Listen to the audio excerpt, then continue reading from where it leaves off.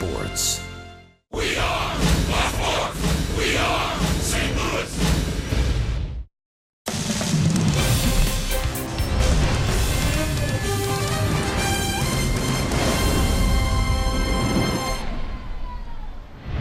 This is St. Louis Cardinals baseball.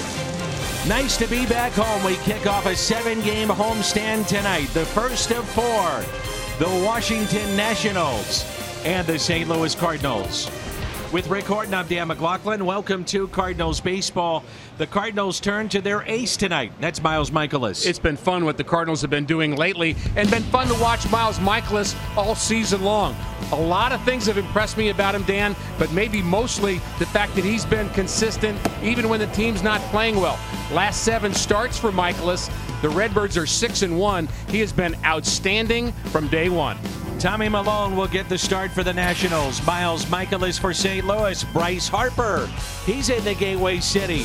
The Washington Nationals, the St. Louis Cardinals. The first of 4 coming up on Fox Sports Midwest.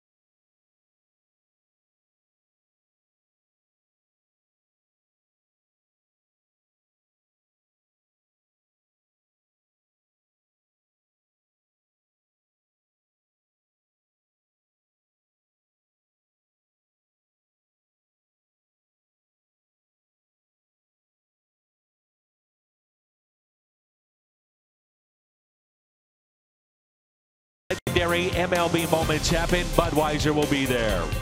And by Chevrolet, the #1 selling brand in the St. Louis area. Find yours at your Mid-America Chevy dealer. Two of the best left-handed batters in baseball square off tonight. Bryce Harper and Matt Carpenter. And a season comparison between the two. Harper, the average has been down, and Carpenter's on the way up. Bryce Harper, 28 home runs. Matt Carpenter with 32. Always fun to see these two in action. Carpenter, Harper, Nats, Cardinals. Baseball coming up.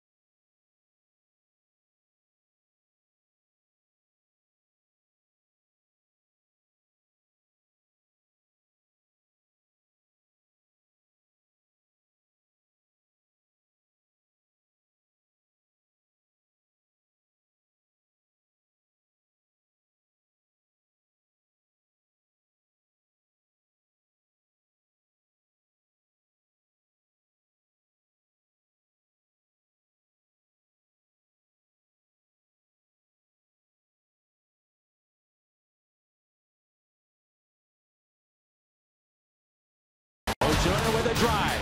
Into left center. Grand slammer! The 1-2. Into right. It's down. The Cardinals will walk it off for the 9th time this year. Right. He's done it again. What is in the salsa? Out to shallow center. Bader. Oh, what a catch. And the Cardinals have a sweep, and they've won 5 in a row.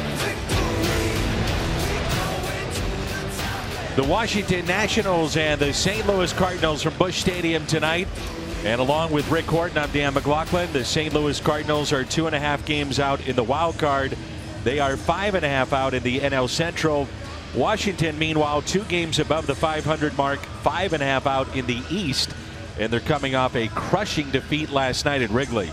You know, one of the things we love to talk about is having meaningful games in September. What's wrong with having meaningful games in August?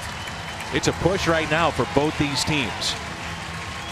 And the Cardinals have Miles Mikolas on the mound. And he has been one of the game's best all-around performers this year. 12-win season for Mikolas. And when he first came to the Cardinals, Dan, we didn't know much about him. And what we've learned is the guy can pitch, can flat-out pitch. He uses his repertoire very well. The curveball, the slider, cutter, fastball, up and down, in and out. Good velocity and really good numbers, 2.74 ERA. What stands out for you in the Hyundai pitch arsenal? Well, I think the fact that there's a good mix between the slider and the curveball, and that they are distinctly different pitches. A lot of times a pitcher will try to throw both of those pitches and you'll get in between, but he'll use that curveball to get ahead. A lot of times they take that pitch, the slider's his wipeout pitch, very different, distinctive pitches. So look at Davey Martinez, longtime bench coach for Joe Madden in Tampa Bay and also in Chicago. And it's really been a collection of very good players. I mean, look at this lineup, but yet only 2 games above the 500 mark. Eaton, Turner, Harper, Rendon, their cleanup man. Juan Soto, an exciting youngster. He's only 19. Ryan Zimmerman, Daniel Murphy, Matt Wieters, and Tommy Malone. If you've got a lineup where Daniel Murphy's batting 7th, you've got a good lineup. And Max Scherzer will not pitch in this series. He did pitch last night, set up the Nationals for a win, and then they were walked off with a grand slam hit by the Chicago Cubs. The St. Louis native very well could be on his way to another Cy Young Award. Adam Eaton was hurt for the better part of last season. Nationals gave up a bundle to the White Sox to bring him to Washington. And on the year, he's hitting .295 with 3 home runs, and he is driven in 20. The Cardinals have won 5 consecutive series for the first time since 2015. And that team made it to postseason play and won an even 100 games. First pitch is strike, and we're underway. I don't know about you, partner, but St. Louis buzzing about the PGA and buzzing about this team. Every place you go. Yeah. How about those Cardinals? Can't wait to see them here at home. What's happened? Why are they different? I mean, just everybody buzzing. And we know what that buzz is like in St. Louis. And, of course, the PGA has a buzz of its own that everybody chatting about as well. But the Cardinals are on everybody's mind right now. That pitch taken just a bit high, and it's 2-1. Jack Flaherty, Alex Reyes there. All these youngsters they've added. Carlos Martinez threw on the side today. The 2-1, 3-1. The average age of those faces we just saw as we panned through the dugout is about 23. That's excitement. And we always talk about it's great to be young, but it's a lot better to be young and be a good player too. And a full count on Eaton. Patrick Wisdom, major league debut, 2 hits.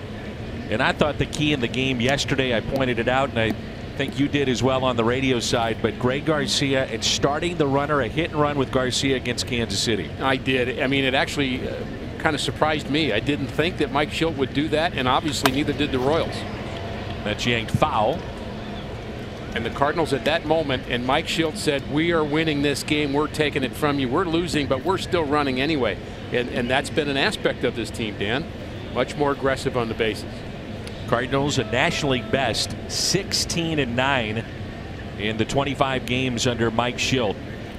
That dates back to his first game as manager, 15th of July. And it's spoiled again.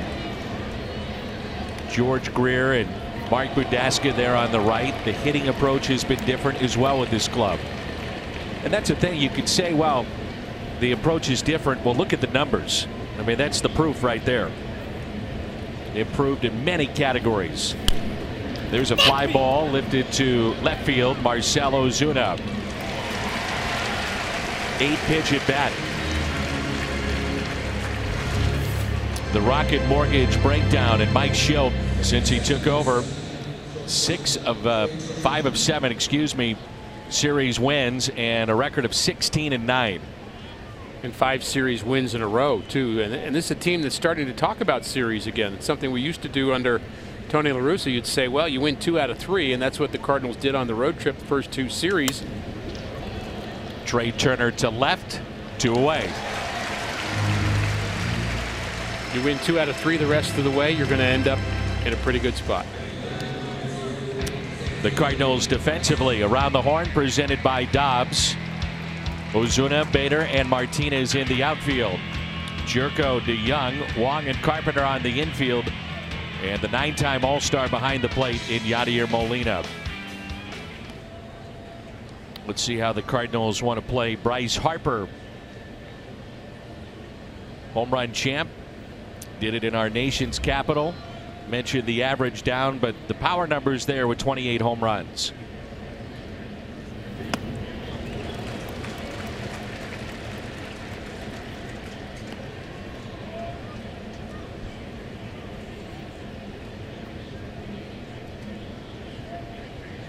So 28 home runs for Harper, 32 for Matt Carpenter. And the 0-1 pitch. 0-2. Harper's been better since the All-Star break. The few weeks leading up to that, he was starting to get impatient because he was walking a lot and he was expanding his zone and striking out more than he'd like. Here's an 0-2 pitch. That's in the dirt. Favorite player growing up, Mickey Mantle. So he wears 34. 3 plus 4 equals 7. And you have the mix number. And the 1-2 pitch. Swing and a miss. He struck him out. Harper throws the bat. Throws his helmet. The helmet almost wound up in the dugout. A 1-2-3 inning for Miles Mikolas.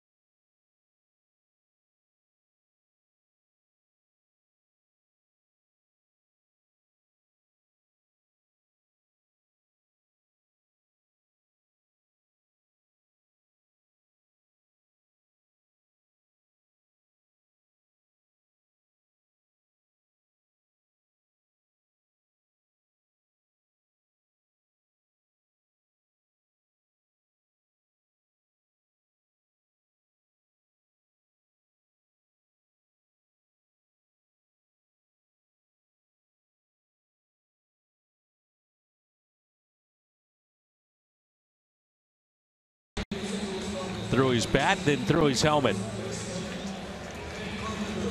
Whoop. Nice distance. Not happy. I think some of that may flow over from the last game against the Cubs. As a team, I know they were frustrated. Hard not to be, I would think. Yeah, agreed. Carpenter, Molina, Martinez in the Cardinals lineup tonight. Then Ozuna, DeJong and Jerko, Bader, Wong, and Mikolas.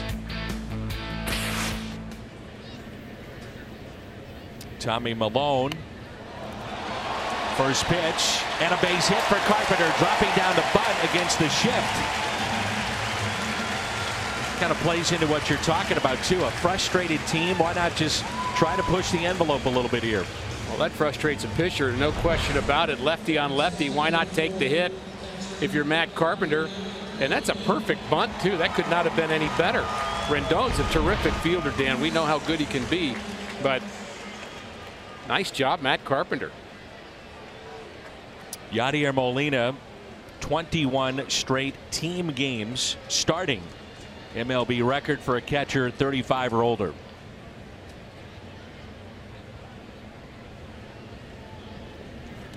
And Molina is showing bunt. Tommy Malone, his season numbers. Only his 4th start. Last time out, 7 earned in 6 innings. Nationals were defeated by the Braves on Wednesday, and there's a look at his Hyundai pitch arsenal. He was originally a National, and then he got traded to Oakland, went to Minnesota. He's bounced around a little bit, but he, I guess, impressed enough when the Nationals had him first that they decided to give him another shot. He's had a couple of seasons, and they happened with Oakland when he was young, where he won over 10 games back-to-back years through a lot of innings. So he'd been a starter workhorse type guy. Steven Strasburg is out with an impingement, so we will not see him. He's on the DL. Did have a bullpen session on Saturday. He'll have a sim game on Wednesday. And the Nats are hopeful he could return before the end of the month. Carpenter back in safely. So that's two big right-handed pitchers not featured in this series.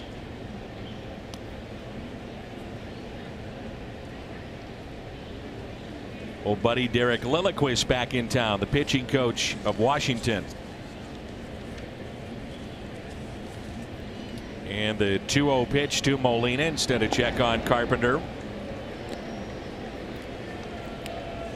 One of the first moves that Mike Schilt made was moving Yadier Molina to the second spot in the lineup, and he has responded at a .349 average in the number 2 spot in the lineup.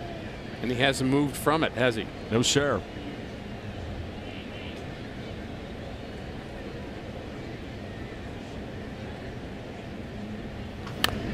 Little tapper, slowly hit. He may beat this out. The throw and save at first. An infield hit for Yadier Molina.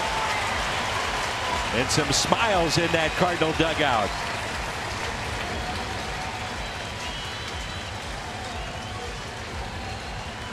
Well, the Cardinals have 2 hits that have gone a total of about 90 feet. Talk about frustration. They give up a grand slam to lose a game, and now they give up 2 infield hits to start a game. And what you need to do now is take advantage of your good fortune. Jose Martinez hitting .299, coming off a very good series over the weekend against Kansas City.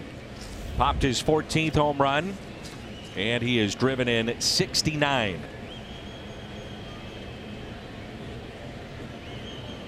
Even the response of the fans of these early base hits from the Cardinals. Let's turn to Rick Horton's Toyota key to the game. Well, I think you just have to keep the pedal down. The Cardinals have been waiting for a long, good streak all season. We thought that it was something that might happen. And are they in the middle of it? Are they at the end of it? Don't stop to ask that question. Just keep pushing and keep playing and keep winning. It was a bunt base hit for Matt Carpenter. He's now extended his on base streak to 31, a career best. He's at second. Molina the infield hit. And an 0-1 pitch now to Jose Martinez. Outfield is deep. A ball and a strike. Another big miss for the Nationals there without Kelvin Herrera. He's also on the disabled list. He came over from Kansas City. He was their closer, and that's supposed to be a big waiver line deal for the Nationals, who've always had an issue, Dan, as long as I can remember, with their bullpen. Even when they have good names out there, it just doesn't seem to come together, and he was hurt within a week or so of being a Nat. Jonathan Papelbon was there for a while. Mark Melanson, Rafael Soriano. 1 ball and 2 strikes on Martinez.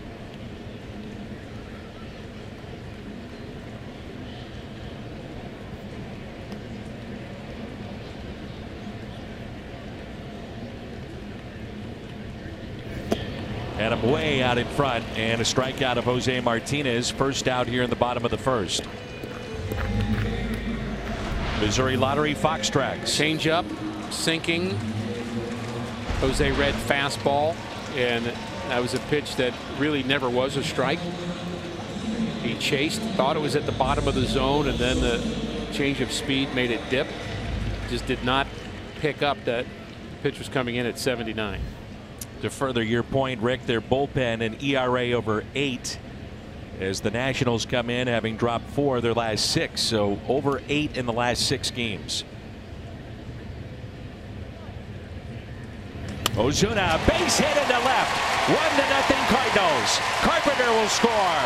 Marcel delivers here in the bottom of the first. 1-0 St. Louis.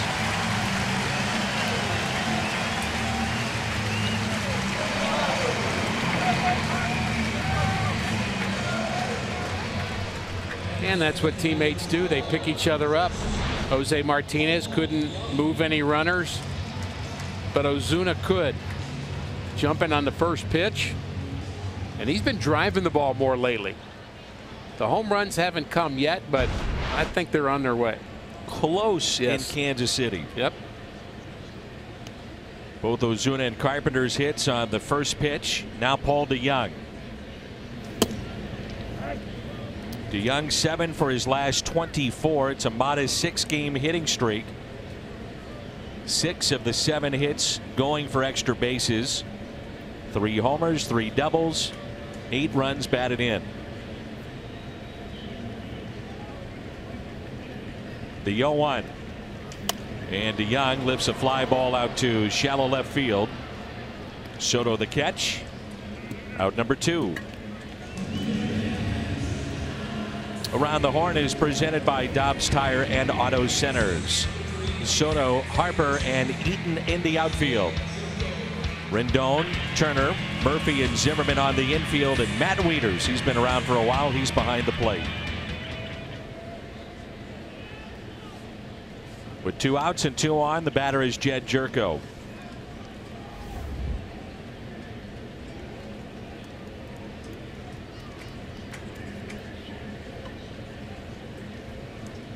He's 5 for his last 11. And strike 1. Another aspect of the Cardinals' surge has been their ability to hit with 2 outs and to hit late in games. And Jerko's been a part of that. I would say 2 strike hitting or approach has changed too. Less strikeouts. Why do you think that is? As you watch the team, is it runners in motion, so you're protecting more at the plate, or is it just a mindset overall? It's funny how contagious it becomes. You see somebody else do it, and then you do it, and you realize there's results from it. Maybe a hit and run that works, maybe a 2-strike approach that works. Then everybody tries it. That's what happened in Pittsburgh this year, and that's why they're so competitive. 81-mile-an-hour changeup. And Jerko out in front, and it's 1-2. Pirates were telling us Corey Dickerson started getting hits with 2 strikes by taking the ball the other way and just having a shorter stroke. Not necessarily calling it a 2-strike, but a shorter stroke. And everybody else started doing it. It became a team thing. I think that's what's happening here. I would say Harrison Bader has been better in that regard. Shortening up, taking a ball to right. Now he'll have his fair share of strikeouts, but it's been better. And Bader at the on-deck circle.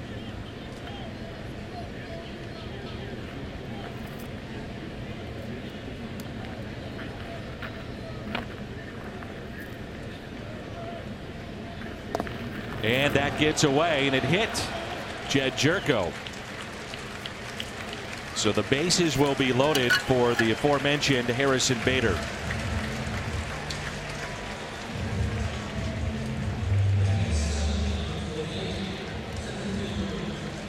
And Dan, it's not as if the Cardinal players hadn't heard of the 2-strike approach before things changed a few weeks ago. It's just sometimes the message just clicks at a certain time. George Greer telling me he does not like to call it 2-strike approach. He prefers to call it short stroke. And there are times you even do that with 1 strike. Notice where the hands have been placed now with Bader. A little different stance and look to his approach. And Bader hits it down the left field line. It is just foul. Boy, that is one happy fan down that left field line. That souvenir.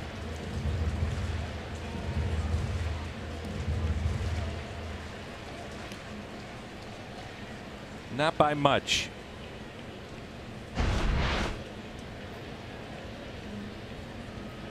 The base is loaded. No balls and a strike on Bader.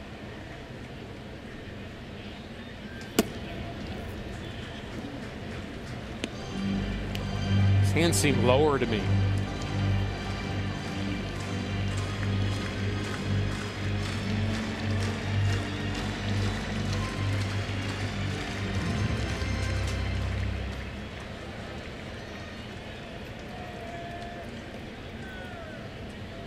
Here's a 1-1 pitch to the Cardinals center fielder. And Bader skies one into shallow right field. Adam Eaton with the catch. Cardinals strand the bases loaded. But here in the bottom of the first, it began with a bunt. Infield hit. And Ozuna, a liner into left. 1-0 Cardinals after 1.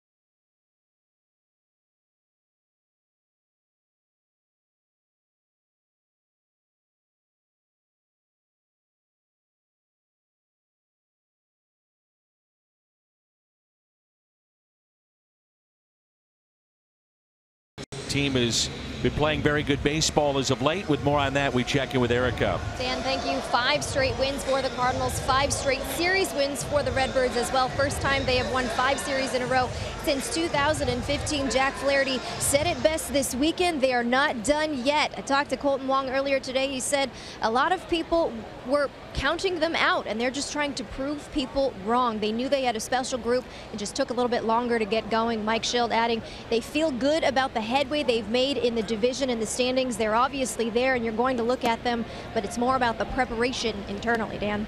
All right, Erica, thank you. The Cardinals had a stretch the summer of 2015 in which they won 10 of 12 series, including 6 straight. That was en route to 100 wins under Mike Matheny. And they're going to have to play that type of baseball from here on out to have a shot at postseason play. And I never really like the thought that you're trying to prove somebody wrong. I think you have to prove it to yourself first that you can do it, and then you're proving the people who are backing you right. And that's a better focus to me than proving people wrong. I think instead of a negative approach, because that turns back on you, and that gets pressure laden towards the end. But I think there are plenty of, we've had an average of over 40,000 fans here at the ballpark that want the team to win. So prove them right. Don't worry about the people that are haters. The 2-2 taken high, and another 3-ball count for Mikolas, who was sensational last time out against Miami. Anthony Rendon at the plate.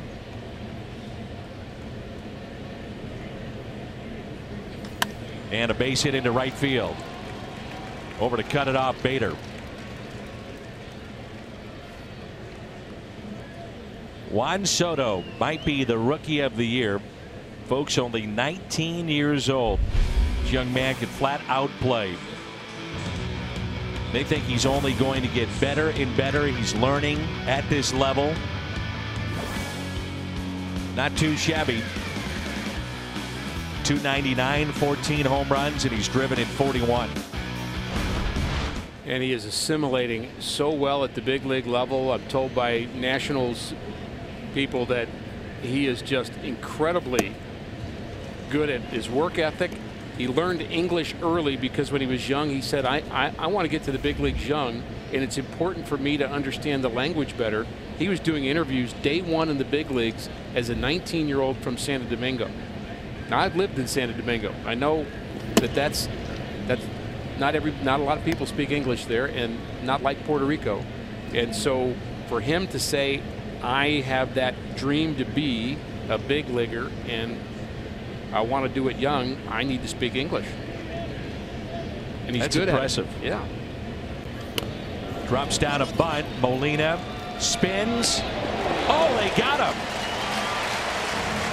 Good play on both ends, Molina and Carpenter. By the way, Soto can run a little bit too.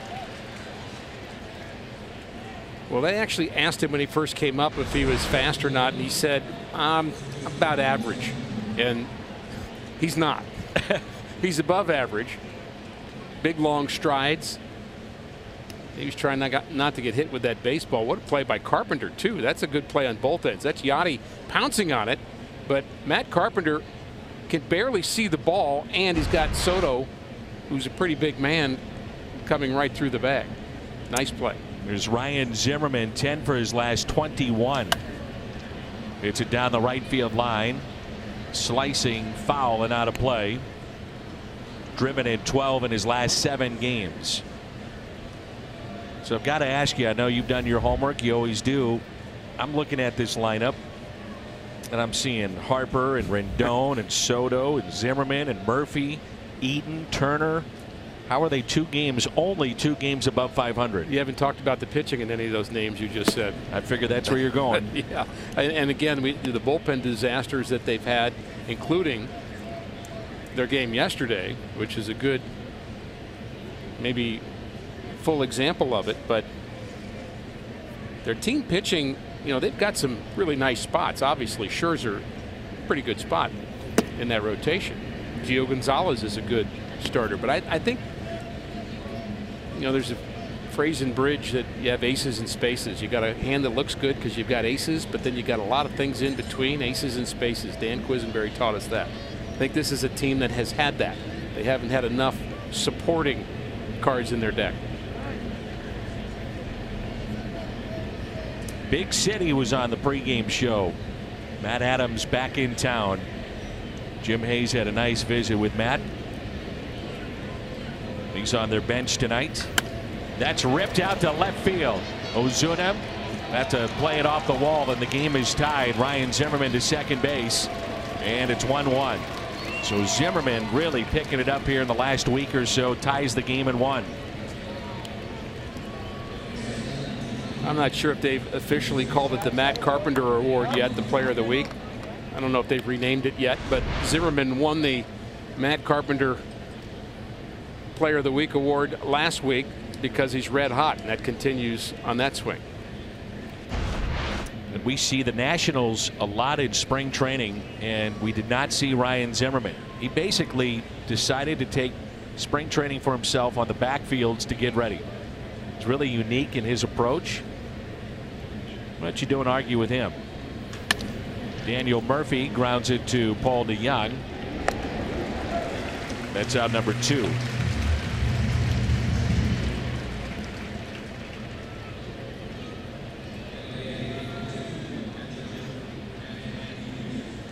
Brings in the switch hitting catcher Matt Wieters. Hitting just .216 with 4 home runs, and he's driven in 12.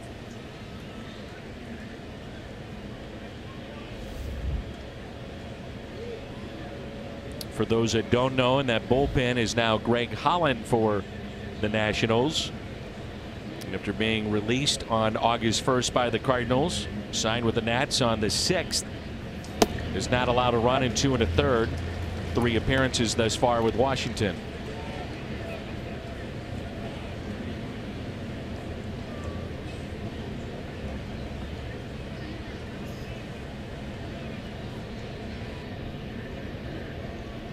Here's an 0-1.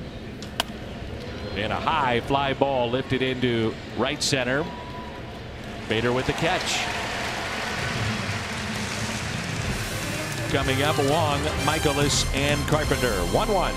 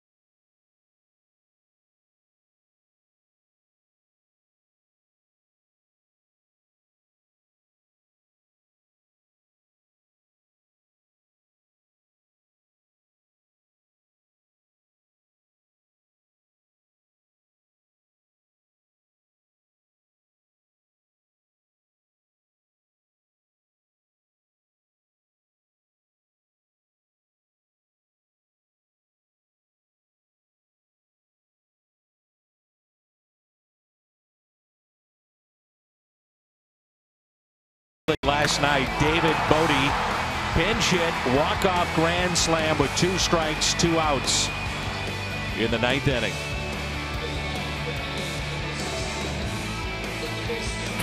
Max Scherzer was sensational in that game. I watched most of it. Try not to miss his starts when I can. He's so much fun to watch. And there he is with Matt Adams. Man, that's a tough one. That is a tough loss for Washington. But in baseball, today's a new day. You try to bounce back. There's Colton Wong. That's all you can do. Dave Martinez, I'm sure his task is on a loss like that on getaway day, which I think is doubly tough, Dan, is to kind of get him to move to the next page and have him be competitive against the Cardinals. And, you know, they have played decent baseball lately, the Nationals have. They just have not had a big streak, a positive streak. They have had some heartbreaking losses in postseason play, which includes the Cardinals, teams that have been favored to come out of the National League. 3-1 the count. And one of their biggest questions all season long has been the future of their center fielder tonight, and that's Bryce Harper. He will be a free agent after this year. Harper a late break, but that'll hang up there for him. Makes the catch. 1-run games, the GMC leaderboard, worst winning percentage in 1-run games. Cincinnati, the Mets, Orioles, Twins, Nationals. And that may be an answer to your question, and also really illuminate the bullpen problem too. A lot of those 1-run losses end up being bullpen issues one way or the other.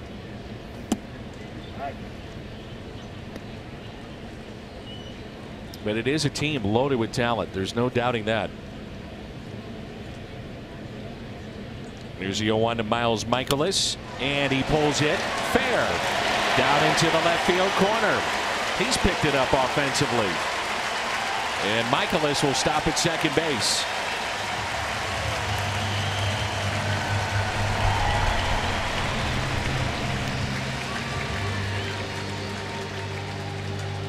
Well, he teased us with his first Cardinal hit being a home run in Milwaukee, and then he went 0 for a month or 2.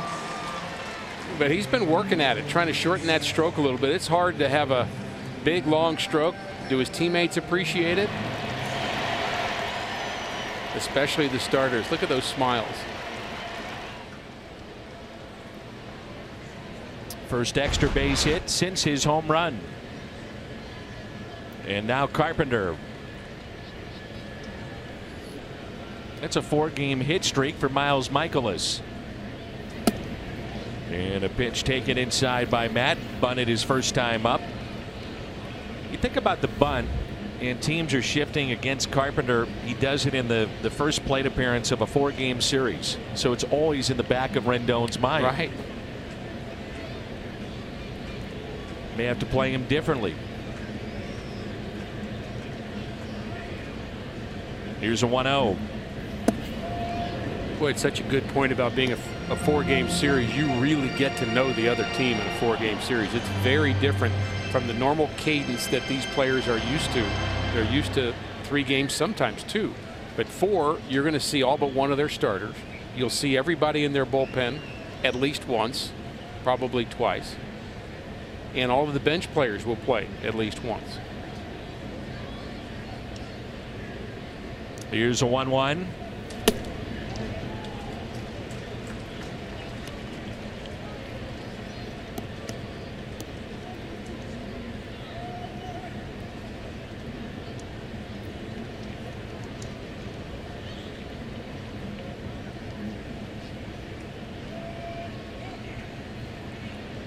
Mikolas, your runner at second base after a 1-out double. The 2-1 pitch to Carpenter.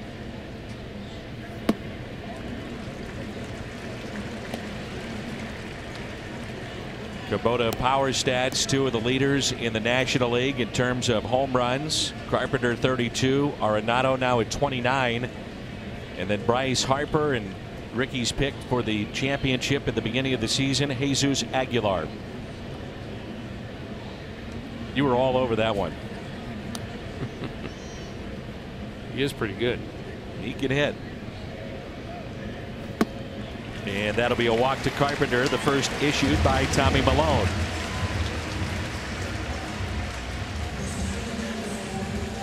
I found the trade deadline with Milwaukee to be fascinating. Loaded lineup. They added to it, and still a question mark is their starting pitching. You agree? Yeah, and I also think there's always kind of a little feeling out period during the trading deadline when you've got different teammates now that you're trying to assimilate into what you're doing and what they're doing. I mean, you got them because they're doing something right. Now they've got to do what they're doing right in a different uniform. And sometimes that takes a while for that to gel. I think in the Cardinals case, because they were minor league guys that came up during that time, it was an instant gelling. These were guys that were there in spring training, and whether you're talking about Ponce de Leon or of course Flaherty was here, Austin Gomber, Dakota Hudson, there was a familiarity. Hit foul. 1 + 1 does not always equal 2. And that bullpen remade. The Cardinals overhauled their relief corps at the deadline, mostly through subtraction, then bringing up some of the youngsters that you mentioned. They now lead the major leagues with a .99 ERA bullpen, ERA of .99 in the month of August. And the 1-1 pitch to Molina. Ground ball, could be 2, gloved by Rendon, and the turn for the double play. We played 2, Washington 1, St. Louis 1 here at Busch Stadium.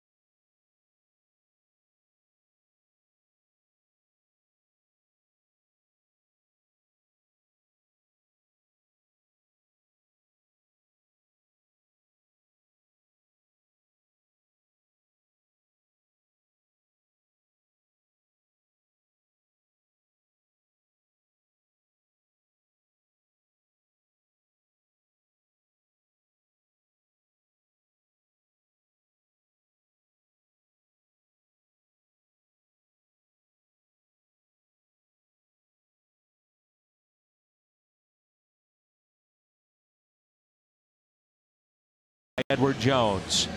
Are you getting dizzy trying to name all of the Cardinals in the Hall of Fame? Well, we can help you out. This Sunday, 30,000 fans 16 and older take home a one-of-a-kind Dizzy Dean watch courtesy of AT&T. That's August 19th. The Cards and Brewers, cardinals.com/promotions. We turn now to the Kia drive to success. Third inning is upon us. Last road trip, a good one. 7-2 the record. Positive run differential, the runs per game, the runs allowed. And you think about it, Ricky, the Cardinals in the 2 games they lost, they could have won both of those. Yeah, they were close games, and that's one of the things we've noticed in the last 3 weeks, 3 to 4 weeks now, is even the games that the Cardinals lose, they're playing better. I mean, they're running better. They're on the bases. They're defending better, and maybe that was a streak that was due anyway. Who knows? But I mean, Mike is certainly getting a lot of credit, and credit he deserves for getting things back on track. Part of that has been a cleanup defensively, and I asked Mike about that the other day, and he said one of the reasons maybe that we're having better defensive play is set lineups, in terms of you can have guys move around in your lineup offensively, but for the most part every day someone is going to be at third, short, second, first that is there from the night before, the night before that. I just think he felt like it was time to do that. And again, we need to understand Mike Shildt was here for the first 95 games too. He was the bench coach, so he was part of everything that was going on. So he was learning what kind of wasn't working, and so when he was given this opportunity, he just realized, well, I think maybe we need continuity now. One word he is continuing to use is relentless in defining the at-bats that he sees.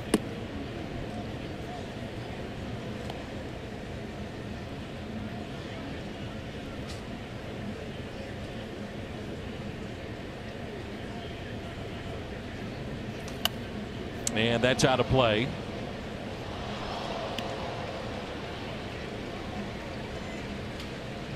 And some of these series wins have been against better teams.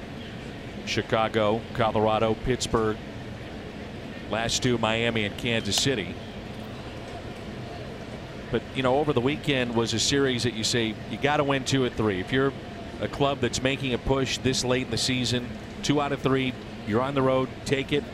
Team that had only 16 wins at home, but relentless showed in the late innings yesterday, the end of a long road trip.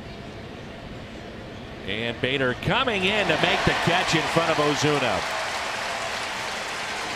But the point being, they got the sweep, and they needed to. That's not the most graceful play we've seen Bader make. He catches it, then goes to his knees and rolls over, but sure hands. I believe if I did that, my knee would be sore for about 3 years.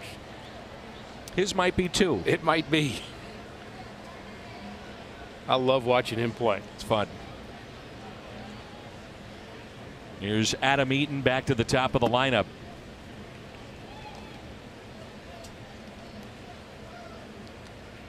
If the Cardinals would win tonight, Mike Shildt would begin his tenure at 17-9.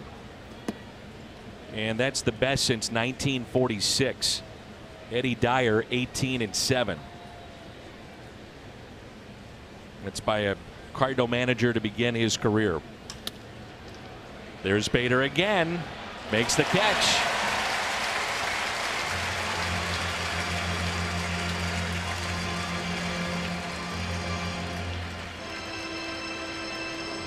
I think maybe the Nationals need to try somebody else. It's 3 in a row to Harrison Bader. Now Trey Turner, who flied to left.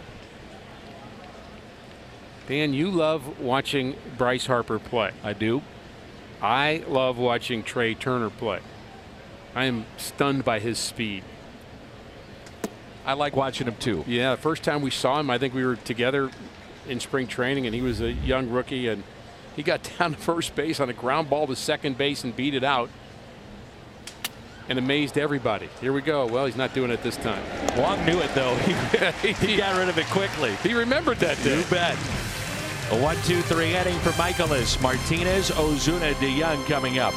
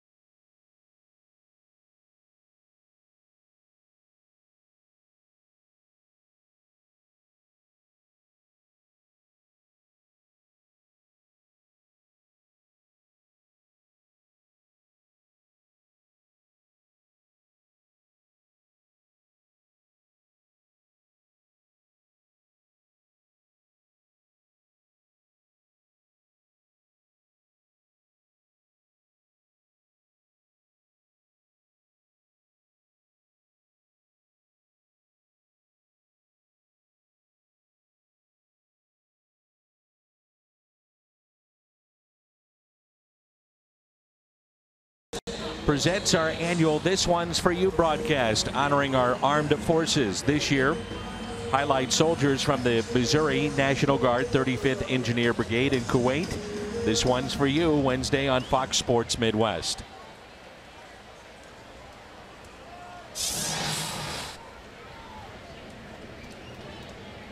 Always a special night. You bet it is. Jose Martinez, Marcell Ozuna, and Paul DeJong. That's whacked foul and out of play. You know, there's been so many wonderful stories told on our This One's For You telecast over the years, Dan. And, you know, every time we have one of those opportunities, I'm always kind of mindful of the fact that there's 10,000 stories we don't know. And it's just a good reminder for all of us. I think it's just a good reset. So I'm looking forward to that. For fans that don't remember, we began doing that prior to FaceTiming, cell phones that would reach overseas in terms of loved ones being able to connect. So a lot of times the first time they would see each other was with this telecast. And for some of the troops, it had been over a year since they had seen family and friends.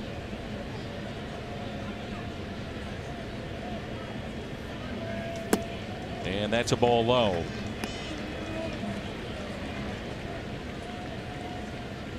Three and one the count on Jose Martinez. And then there was a couple of years ago, I said to a young lady that was in the booth, well, when's the last time you spoke to your husband? She said, well, I FaceTimed with him at 5 o'clock. I said, all right. Off the glove of Murphy and into shallow right.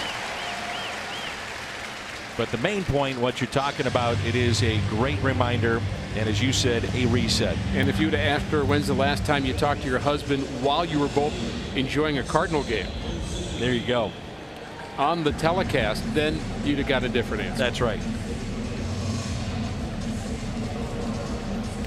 Marcell Ozuna with an RBI back in the first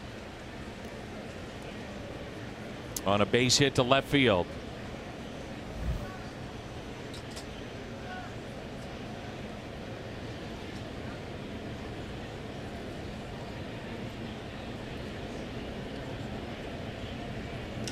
Ozuna with a drive out to right at the wall, and it's caught.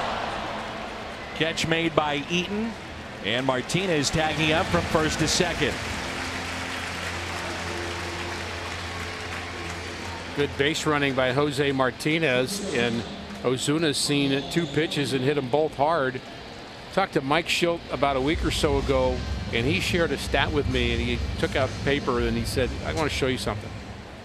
And we look at Jose tagging up, taking that extra base, and he said, I've never really heard of this stat before. It's called productive outs, and we all know that language in baseball, but it's actually a stat being kept now. And it's an out that moves a base runner. You get a productive out. And that was a productive out. Wasn't a sacrifice fly, wasn't a sac bunt, but those both would be productive outs. The leading hitter in all of baseball in productive outs at that time was Yadier Molina. I would think part of that is his ability to go the other way. Ground balls to the right side with a runner at second, less than 2 outs. And to understand situational hitting. Yeah. What does the situation call for to move a runner? Man knows how to play the game. Well, half the time he's playing it on the other side, trying to figure out how to keep him from doing that. And DeJong, it's a high fly ball out to right. That'll back up Eaton. Martinez will tag up again, this time from second to third base. The throw coming in to Ryan Zimmerman. And a runner at third now with 2 down. So another productive out, and of course it's only productive ultimately if there's a wild pitch or a pass ball, but he wouldn't have scored otherwise. And you need the base runner to do his job too. And Martinez, Dan, frankly hasn't been running that well lately, and good to see him get to both second and third. Remember, he had the sore ankle that kept him out of a lineup at one point, a late scratch a couple of weeks ago. You'll see that this time of year, guys fighting through some of those minor injuries. Here's Jed Jerko and a ball inside. He was hit by a pitch back in the first. So Mike Schildt's point in telling me that is he believed that we should and baseball should applaud those more than we do. I've been saying that for a couple of years now.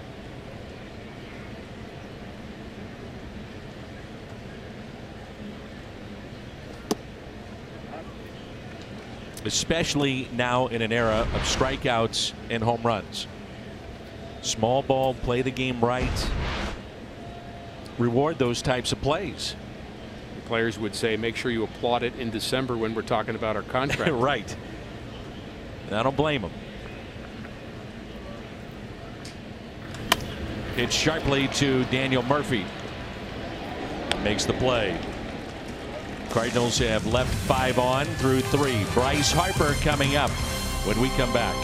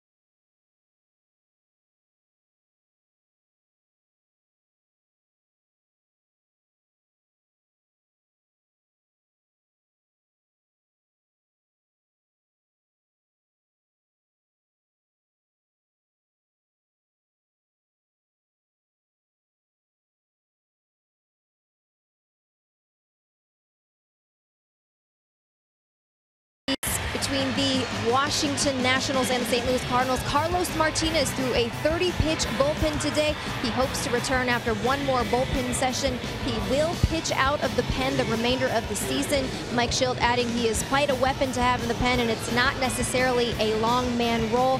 Michael Wacha progressing as well. The hope is to eventually stretch him out. A few more injury updates. Jairo Munoz visited with a hand specialist today after suffering a right wrist strain this weekend in St. Louis. Everything checked out. They are hoping to clear him by the end of the week. It will be as tolerated. And also Adam Wainwright pitched an inning for the Palm Beach Cardinals today. 9 pitches, 2 strikeouts. Stan. All right, thank you. And here's Bryce Harper. So Carlos Martinez to the bullpen. I'm not surprised by that. I think the thought in hearing John Mozeliak talk about it is in order to stretch him out to where he would need to be a starter, it'd be too late. We can get him back earlier if we condition him to be a reliever and just kind of ride that the rest of the way and use him as we need him. And Harper pulls it foul.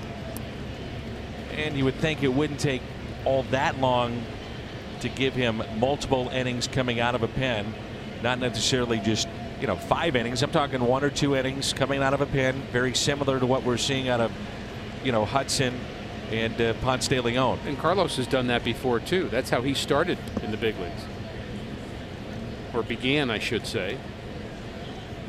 He was in the bullpen throwing darts. He must have had a really good bullpen. Those two seem so close. It's amazing. He never knows when he's on camera. I don't know just how he picks up on that. It just missed to Harper. Okay, and here comes a hug or something. Yeah, a little. Yep. All right.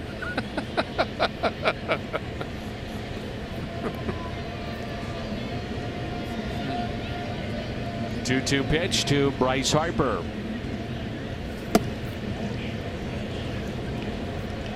He struck out swinging first time up. It was with a 96-mile-an-hour fastball. The pitch before that was 79 miles an hour. What does he have on 3-2? Line foul. Pretty thankful for that extended netting on that last foul ball. There's the spray chart for Harper. Powered by AWS.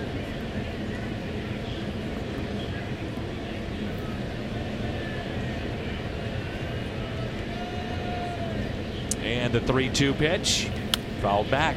A vicious cut by Harper.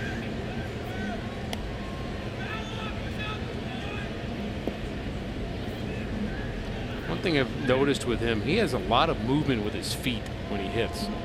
I don't know whether that's a positive thing at the moment, but for him, whether he would say that it is, but sure does have a vicious swing. Violent. Vicious. Looking to do damage. Got the wide open stance. He rocks back.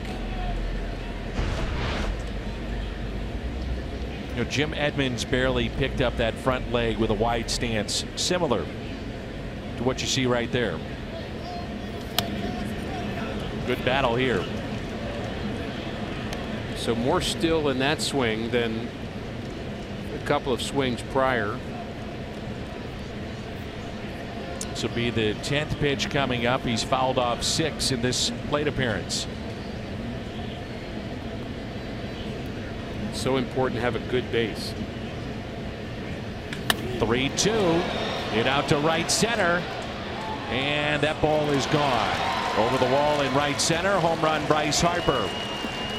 Number 29. And it's 2-1 Washington. It's a terrific at bat by Harper.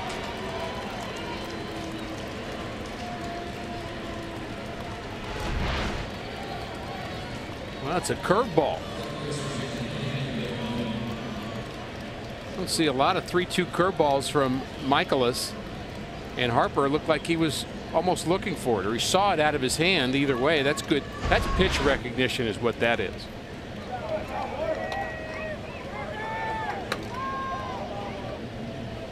There was no false move forward. He was back 100%. He saw it out of his hands, waited for it to break, and drove it. And the batter is Anthony Rendon.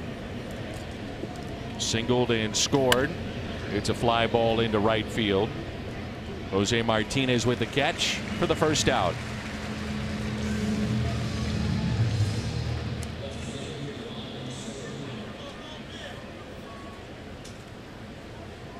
So for Harper, the 29 home runs, that matches his home run total from last season.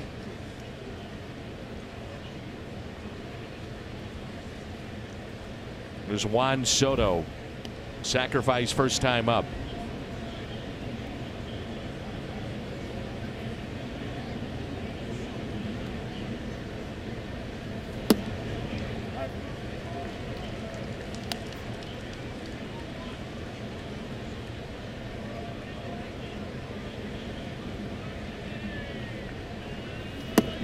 One ball and one strike.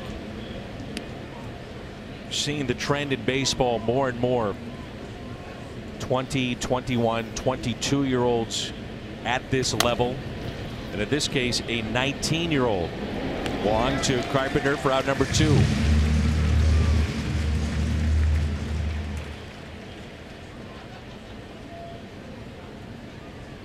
Ronald Acuna, one of those young players that was called up this year. He has 2 home runs hit today.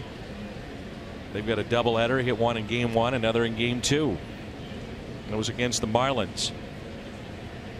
Ryan Zimmerman, RBI double to left field back in the 2nd inning to bring in Rendon. And there's a strike on the inside corner. Matter of fact, Acuna led off both games with a home run. Only the 4th time that's happened in a doubleheader in Major League history.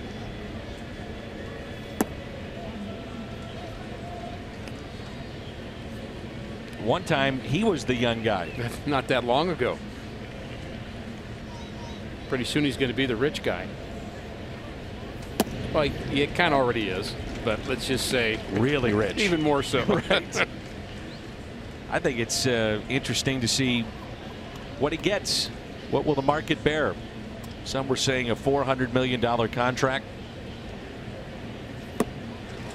Zimmerman strikes out, and the second strikeout for Mikolas. Bryce Harper, home run number 29, a hanging breaking ball just over the wall in right center. 2-1 Nats.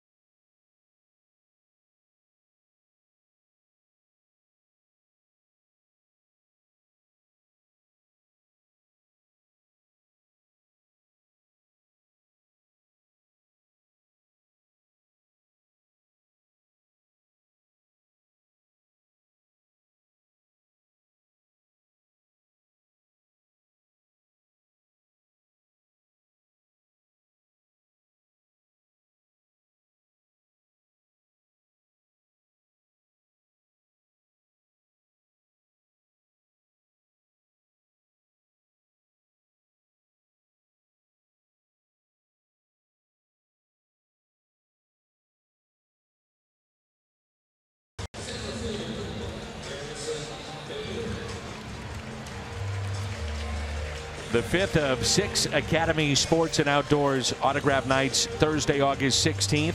Tyler O'Neill will sign autographs for fans 15 and under. Scott Terry and Kerry Robinson will sign for fans of all ages. The new Budweiser Terrace at Busch Stadium. For details, visit cardinals.com/promotions.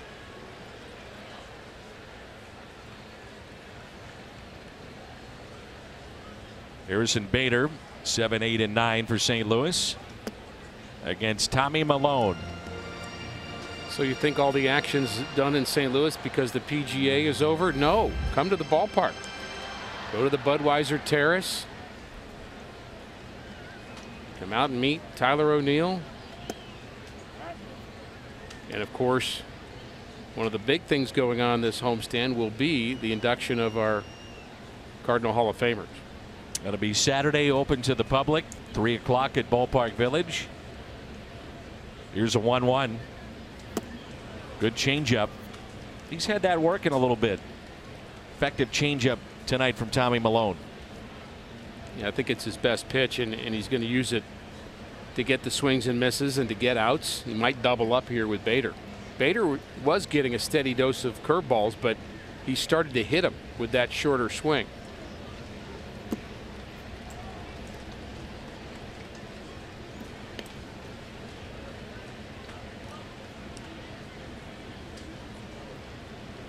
Two and two the count.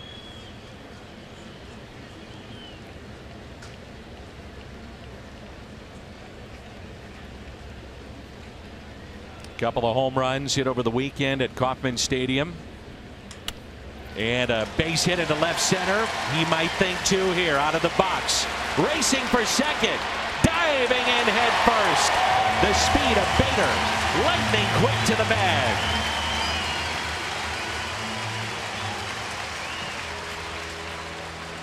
Man, oh man, is that fun to watch. The hustle of Harrison Bader and the short stroke. Look at that. He just gets the ball back to the ball, and he was smelling two into that left center field gap, the head first slide. And it wasn't as if Harper took his time getting to it. Throw a bit high, but Give that man some more salsa. Here's Kolten Wong. Corners are in. And a strike. Third time tonight the Cardinals have put their leadoff man on. They trail 2-1 here in the home half of the fourth. Speed creates pressure. You bet. This combination here creates a little pressure. Corners were in initially. Now 1-1. Zimmerman backs up, but Rendon even with the bag at third, and they're trying to hold the runner close at second. So a lane open on the left side.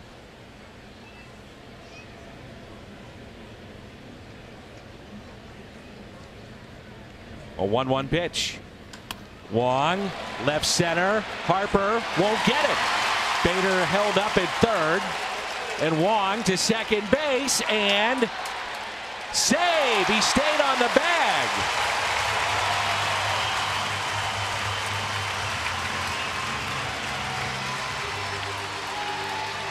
Speed creates pressure. There's the slide by Wong. He hangs on to the bag. Daring move by Kolten Wong. After a pretty good move by the center fielder Harper. There was a little bit of doubt in Bader's mind whether that ball was going to drop or not, and Harper put up his glove as if he was going to catch it, and a slight hesitation, I think wisely, by Bader kept him at third, but it didn't keep Wong from going to second. And I think Jose Oquendo is saying, well, nobody out, keep the runner at third, don't worry about the Mikolas at bat, but it's all about the Carpenter at bat potentially. We'll see. Infield in. And a ball to Miles Mikolas. Here's what we're talking about with Bryce Harper. This is a big time play by him. Puts the glove up like he's going to catch it, and that slowed Bader down just for a split second.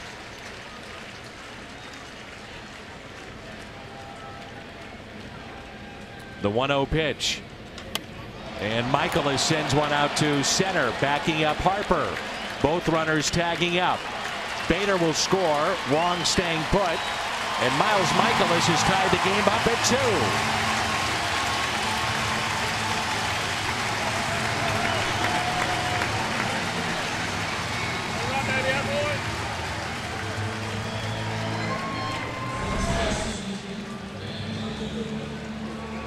Bader can tell right away that's going to be deep enough. He's going to have no trouble scoring. Just make sure he catches it first. And I think an interesting question to say, who contributed to that Cardinal run? Was it Bader, Wong, or Mikolas? About all three. I think that's all of the above. Tied 2-2, home half of the fourth. Runner at second, Kolten Wong. I think maybe the question here, Rick, is does Matt Carpenter get anything to hit? And if you're the opposition, you set up the potential of the double play with Molina on deck. Well, they decided to pitch to him in the second inning and walked him anyway. And then Yadi did hit into that double play. But different time in the game, different score. I think you have to be careful with Carpenter because he's as dangerous as anybody in the National League right now. The 1-0. 2 balls, no strikes. That was Mikolas's first RBI since his home run in Milwaukee. And he's tied it up 2-2. 2 balls, no strikes on Carpenter. Gotta love the way the Cardinals have gone about it in this inning with their speed.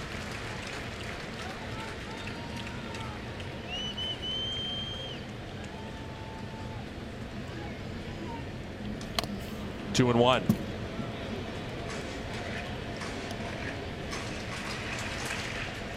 Well, as everybody knows, August 13th is National Left-Handers Day. I meant to tell you that. And we've got lefty against lefty on the field right now. Lefty up here in the booth. And lefty on our post game. That's why it's always been a little odd. Can't wait to see what you got me. What present you got me.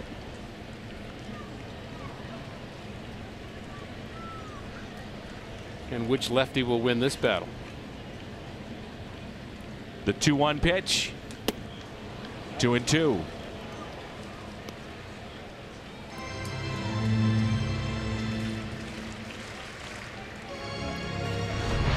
Chevy Fox Tracks from 2-0 now to 2-2.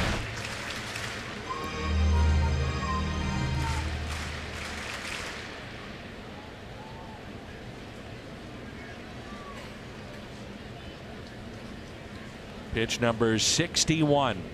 The night for Tommy Malone.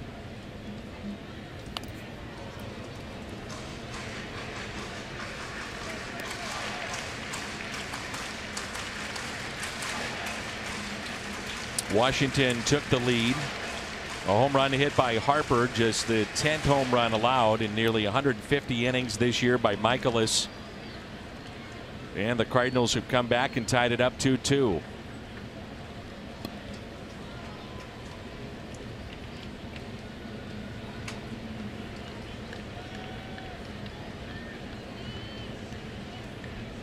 Wong, your runner at second base. Carpenter to Daniel Murphy, and just got him. Murphy looks a little unsteady at second base. He had that play that ate him up. A ball that Martinez hit was ruled a hit, which I think is fair, but he's been uncomfortable since then. Definitely more of a hitter than he is a fielder. That bat will play somewhere. Yes, it will. Cardinals with 9 base runners tonight. Another aspect, Dan, of the Cardinals' resurgence of late is their ability to answer when the other team scores. They've been doing that quite a bit. So 2 outs and a runner at third. First pitch to Molina. A strike on the inside corner. There's an infield hit back in the first. Bounced into a 5-4-3 double play, and that ended the bottom of the second. Wong, the runner at third base. Left fielder Soto fairly deep here for Yadier Molina. And it's 0-2. Big gap in left center. The first 3 innings against Malone, the Cardinals already have stranded 5.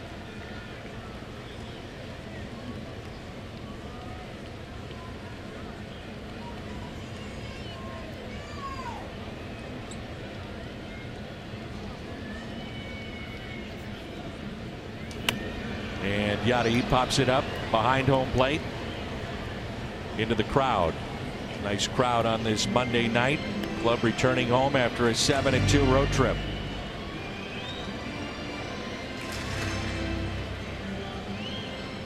Two and a half out in the wild card. And meaningful baseball here in St. Louis in the middle of August.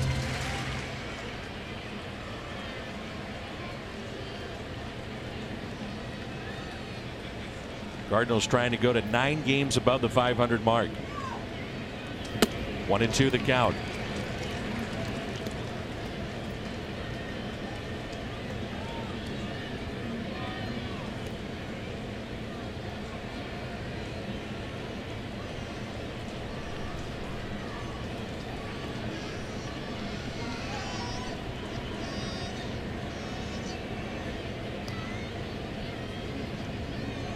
And the 1-2.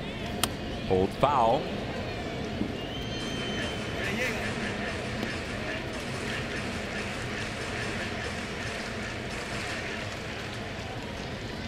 Is it me, Dan, or do we just see more smiles too in the Cardinals clubhouse, bus, plane, dugout, field? Winning does that. It does.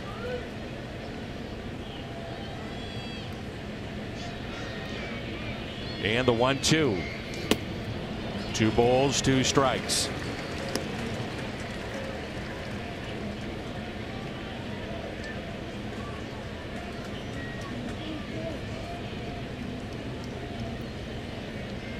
Runner at third base, Colton Wong.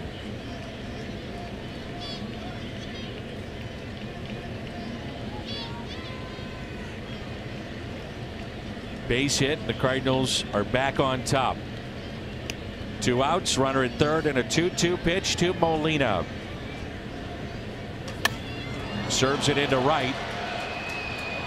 And the catch will be made by Adam Eaton. Cardinals, though, tied up. The double by Bader. Wong a single. Sac fly by Mikolas.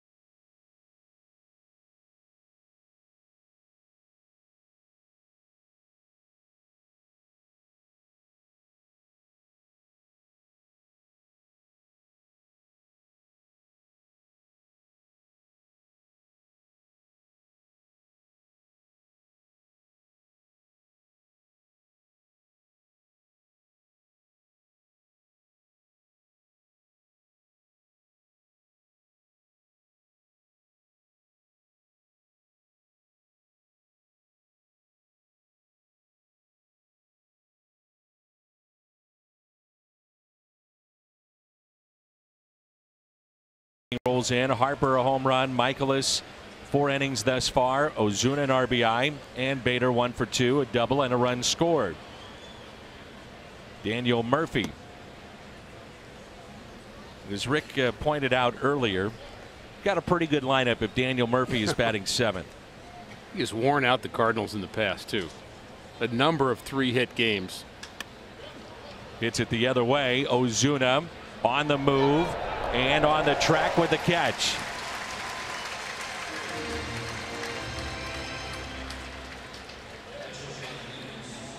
And the catcher Matt Wieters with 1 out. Miles Mikolas, the only member of the Cardinals opening day rotation who is still with the rotation.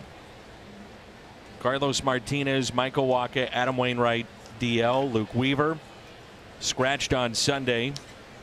Cut his finger on aluminum foil. So we saw Tyson Ross pick up the win yesterday. I was curious to get your thoughts on Ross after a shaky first inning. Well, it was shaky in the first inning. I was worried he looked stiff and just didn't seem like he had good fastball command, and he had to come in really at the last minute to do it. So it was not an easy thing. But when he went back out there for the second inning, his slider clicked. His fastball command clicked. I liked his downward action. He's a big, tall guy throwing downhill, and a different look in this rotation than some of the other pitchers that Mike Maddux has. 1 ball and 1 strike. Ground ball and a broken bat. Roller hit to Carpenter for out number 2.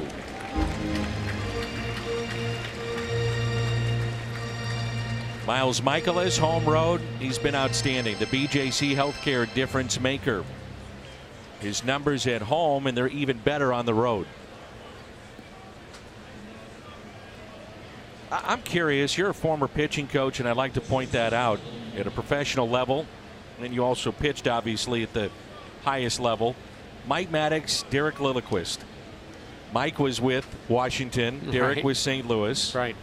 What do you think that's like going into the meetings and scouting each other's teams? Well, you know, I think they certainly know some things at a deeper level because they watch some of the hitters that they were around every day. Like Mike Maddox would say, I mean, how many at-bats did he see Ryan Zimmerman take or Bryce Harper take? He saw them at their best. He saw them at their worst.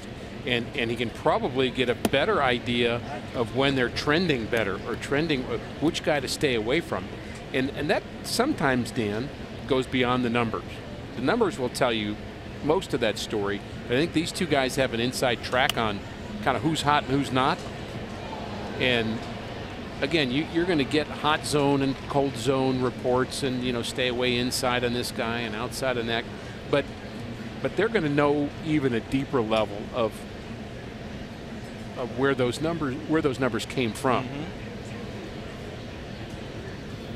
2-2 the count on Tommy Milone.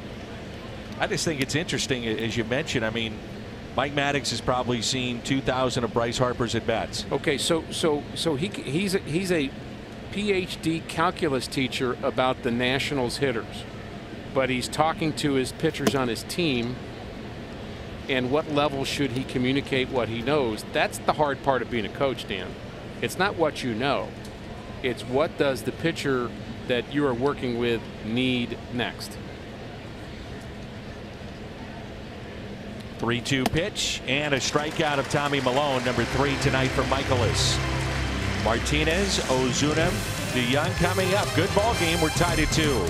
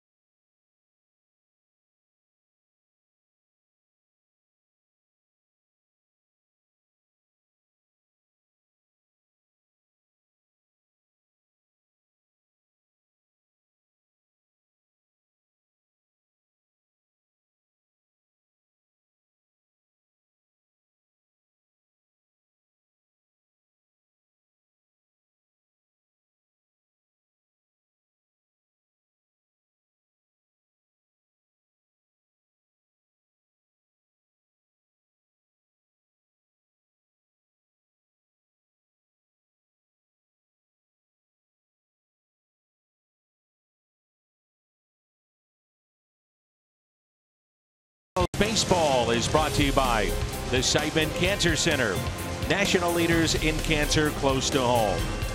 And try something different, like Jack's Teriyaki Bowls, only at Jack in the Box for a limited time. A reminder that this copyrighted telecast is presented by the authority of the Cardinals and may not be reproduced or retransmitted in any form. And the accounts and descriptions of this game may not be disseminated without the express written consent of the St. Louis Cardinals.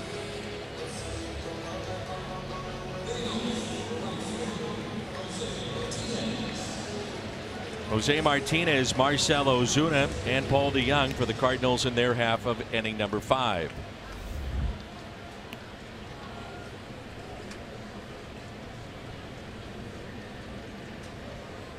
Martinez 1 for 2 with a base hit to right.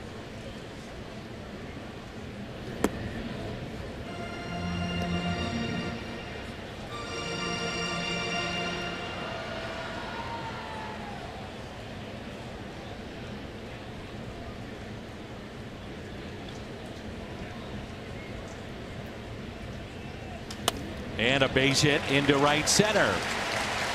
Leadoff man again for the Cardinals aboard.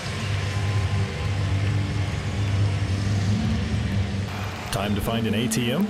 Again? We understand. Great Southern Bank. We're fans too. All right, partner, have the Cardinals and the rest of Major League Baseball, have we officially hit the dog days of the season? Well, I think that's a tremendous question, because I was thinking about that phrase yesterday, and I would say baseball has, but I don't think we have. I don't think the Cardinals have. I don't think Cardinal fans have.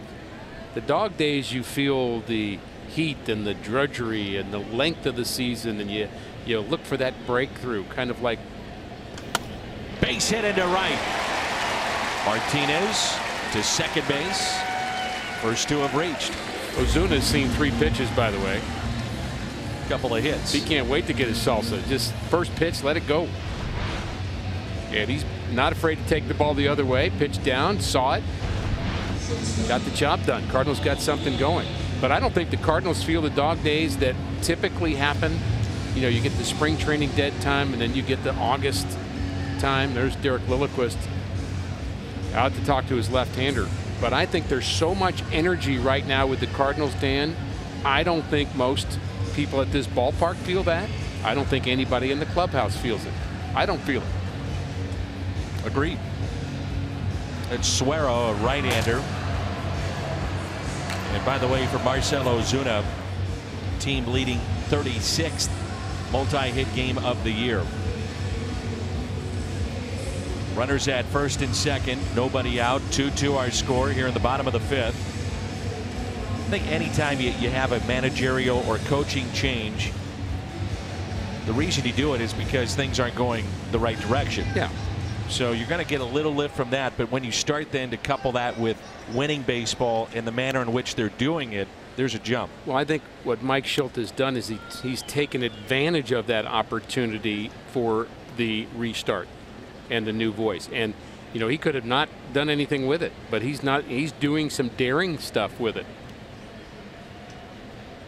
I like the way he does the bullpen too. He's not too concerned. This may bother you being a former pitcher, but he's not too concerned about a starter being on the ropes in the 4th and getting that 3rd out or getting through the 5th and qualifying for a win. No, but he's also not worried about the lefty righty matchup and he's not going to use 6 pitchers when he can use 3. DeJong with a fly ball out to left. Martinez will go halfway and the catch is made. And to your point, then you're saving your bullpen. Yeah, and you're using guys that can go a couple innings. You're not just going left, right, left in a 7th inning of a game that's a 1-run game. You're realizing that your lefties are going to have to get some right-handed batters out.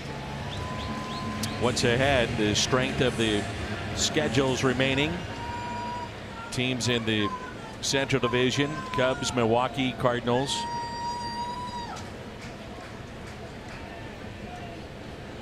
You might say the Cardinals had a pretty hard schedule the last couple of weeks too, if you talk about the Cubs and the Rockies. Pirates.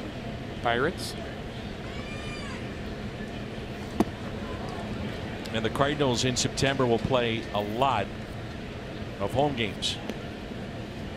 The trips, there's 3 of them, I believe. 2 of them are just 3-game trips, so in and out, a series and back home, and then a 6-gamer. Longest road trip of the year is finished. Cardinals had 2 10-day trips. Those are done.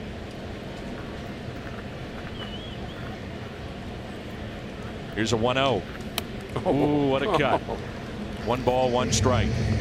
That's the kind in which your helmet almost flies off. Watch this cut from Jed Jerko. That's extension.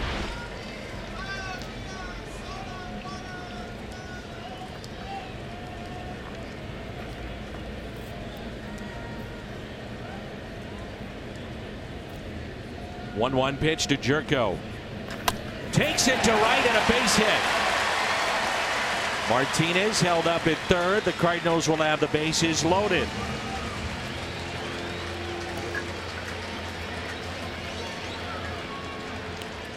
There was a series in which Harrison Bader was up 2 times in a game. The Cardinals eventually drop to Cincinnati. Bases loaded, less than 2 outs. And it really changed his mindset, as this will be it for Tommy Milone.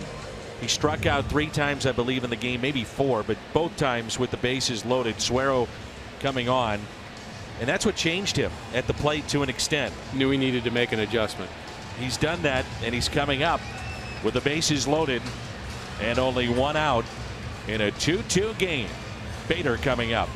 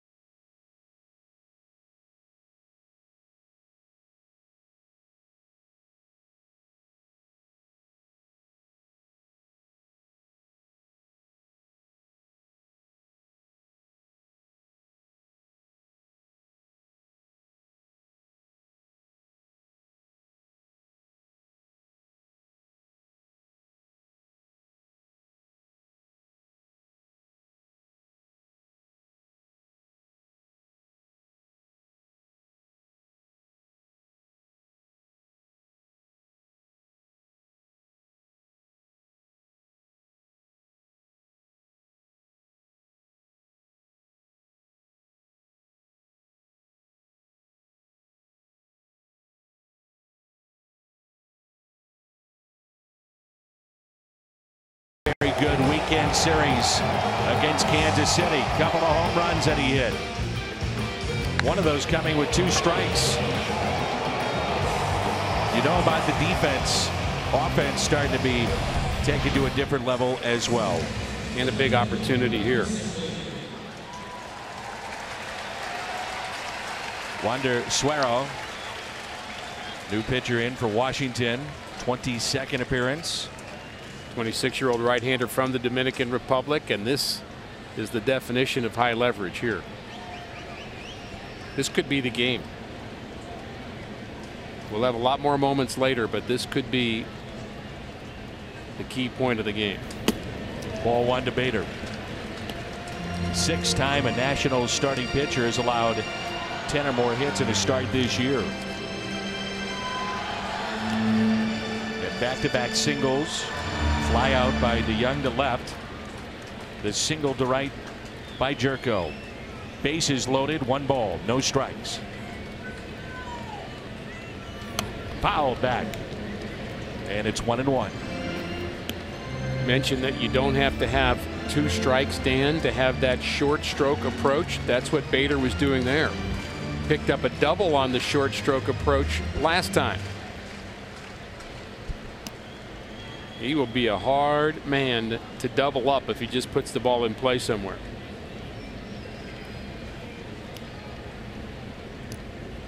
The 1-1. Bader back to Suero, to the plate, to first, and a double play. And that would be the only way to do it.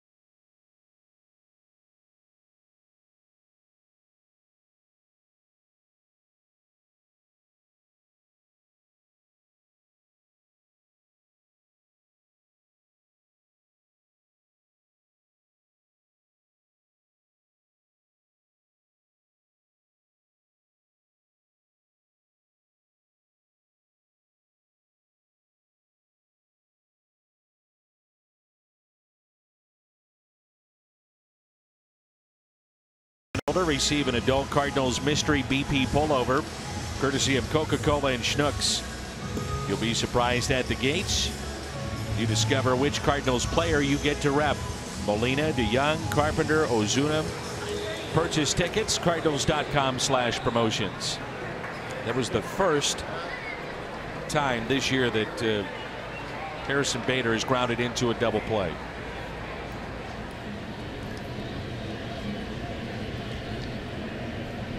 Adam Eaton, Trey Turner, and Bryce Harper. Which is one more than Matt Carpenter. How about that? Now that I've said that, I'm a little concerned if Matt comes up with a man on. The announcer jinx, huh? Yeah, we know how well that works. Yeah. Because we really are controlling the game up here. It's amazing. Right now, Tim McCarver is somewhere watching this game. Now, I keep saying it. There is nothing. I mean, no such thing. It's a big league. Now, Dan, did I tell you about the latest book I'm reading? There's a liner, and it's caught by DeJong. You just never know where he's going to go with the conversation. Well, you've been around a lot of left-handers. Dan, I credit you for being able to deal with it. Timmy, a left-handed batter. Left-handed batter. Al, lefty, and Keel, and Edmonds. Huh. You get the theme. Brad Thompson, the only sane guy in the bunch. And that's not saying much. There's Trey Turner, who's 0 for 2.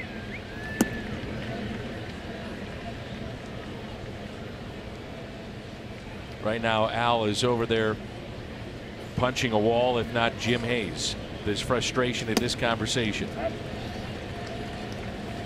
Talk about a left-hander like that. You listen to that? You hear him, Jimmy? Pow! So you do like impersonations of all of the guys that you do games with? Just not in front of him. As Turner got down the line. Carpenter looks like he got stepped on. Ouch.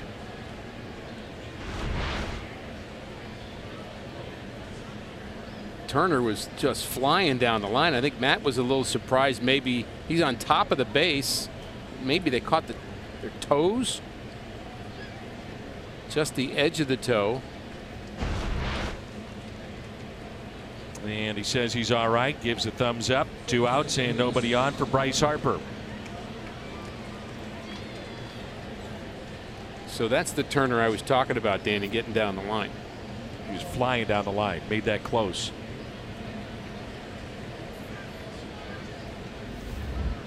Harper has struck out and also hit a home run.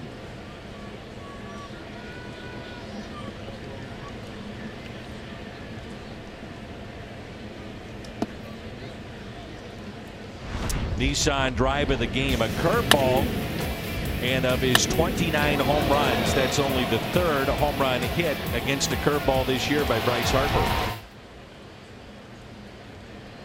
Here's a 1-0. Non-Cardinal in Major League Baseball that you would pay to go see play.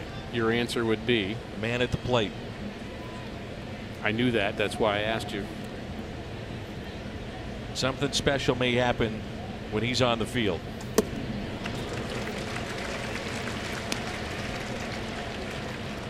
And I'll take it all. I'll take the thrown helmet, the bat, the cannon for an arm, his speed at times, hit a majestic 500-foot home run. He's a special talent. And I've heard so much about marketing players in baseball. Mike Trout, his name was brought up a lot at the All-Star game, and I do think baseball's tried hard to market Bryce Harper. Now it takes 2 to tango. You have to want that, and I think Harper does to an extent. But I've just heard so much about him and read so much about him since he was 15, 16 years old. Well, Trout had a lot to say in response to MLB asking him to be more of a partner, and he just said, I'm not, you want me to brag about myself, you got the wrong guy. You can do it. And that's just kind of who Trout is. So I give him credit for just being under the radar and doing his thing. He's a pretty good player. Both of them are. Machado. 3-2 pitch. And Harper hits it high and deep, but that'll stay in the ballpark. Martinez with the catch. Midway through 6. 2-2.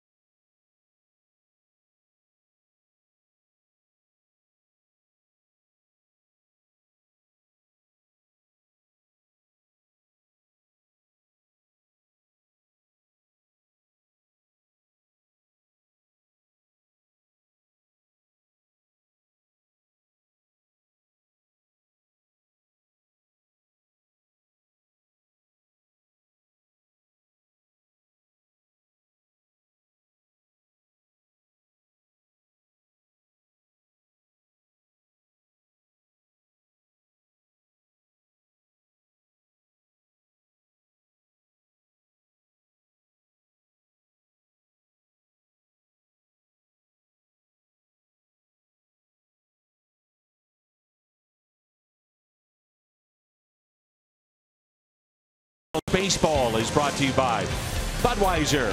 Wherever legendary MLB moments happen, Budweiser will be there. And by Ford, going further so you can.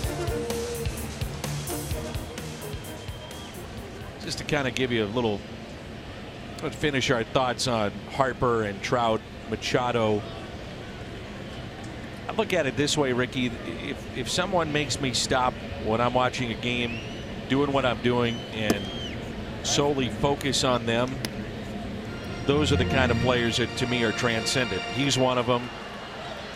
Trout certainly.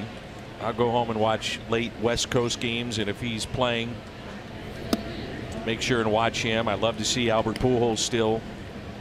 Manny Machado would be another one. LeBron James in basketball. Love him or hate him, he does seem to be the kind of guy that moves the needle. Harper, and you watch him, and he's a supremely talented baseball player. No question about it. You know, I think about my own answer to my own question about players that I would want to watch. It's interesting in my years of broadcasting how the transformation has gone from, my answer would be friends of mine. I want to watch friends of mine play. Oh yeah. And then I wanted to watch the friends of mine that were ending their careers. Then I wanted to watch friends of mine's kids play. And so now it's actually evolved to the point where just pure baseball wise, not somebody who's on my Christmas card list. Who do I want to watch play? Who are they? And I would say Billy Hamilton's one of them. I love his defense. I love his speed. Can he hit? No, he's not like Bryce Harper, and he's not going to be eye-popping that way. But I really do enjoy speed and defense. Andrelton Simmons on a ground ball. Yeah, it's another good one. Max Scherzer for me is must-see TV when he's on the mound like last night.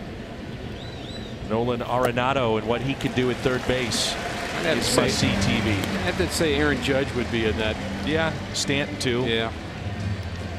Some great young talent in the game, not to be overlooked. Leadoff walk, Colton Wong. 5th time the Cardinals have had their leadoff man on. They have stranded 8 in this game. And to finish that point and put it to bed, the last person I actually stopped to watch play was you at fantasy camp. You really did too. I did. You came away very impressed. That's a quick move to first base, and I would say very nearly a balk. He almost threw the ball before there was any kind of step. You didn't bite. You came away really impressed. Yes, I did. I was trying. I said I put it to bed. I was trying to move on. One time and one time only. Yeah. Okay. All right. I was impressed. Base hit to right. I get it. I know the story. I had a chance to catch you, and even at speeds of 35 to 38, you had good movement. Thank you. I think just everything was going south. Wasn't a lot of east-west. Gravity. Mikolas butts it in the air in the out. Manage your dream team in franchise mode, plus get weekly stats, roster updates, and more. RBI Baseball 18 available now. Learn more at rbigame.com. Rated E for everyone. We spent some time early in this game talking about productive outs. The Cardinals' inability to get a productive out last inning and this inning are the reason they've not taken the lead. Paul DeJong flew out with runners at first and second. Nobody moved. Next batter, base hit. It's not a run, or maybe two if Ozuna was on second. And then Mikolas not getting the bunt down. Find the game within the game right here. So fascinating with what you're saying is a pretty good move. We've seen that to first base, so the lead may be shortened a bit by Wong. What are the times to the plate? Can you run on Wieters? Do you want to run with Carpenter at the plate? And a strike. Matt tonight on base twice with a walk and a bunt base hit to start the game off offensively for the Cardinals. Also grounded out to second. 2-2 our score here in the home half of the sixth.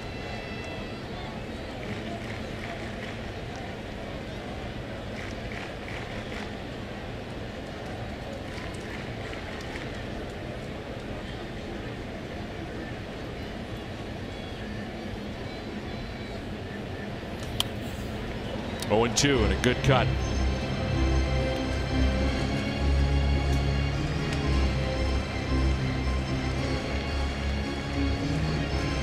By the way, the career WAR of Mike Trout is 62. It's been in the league a year more than Bryce Harper, who's at 27.1. So really gives you an idea how great Mike Trout has been. Complete player.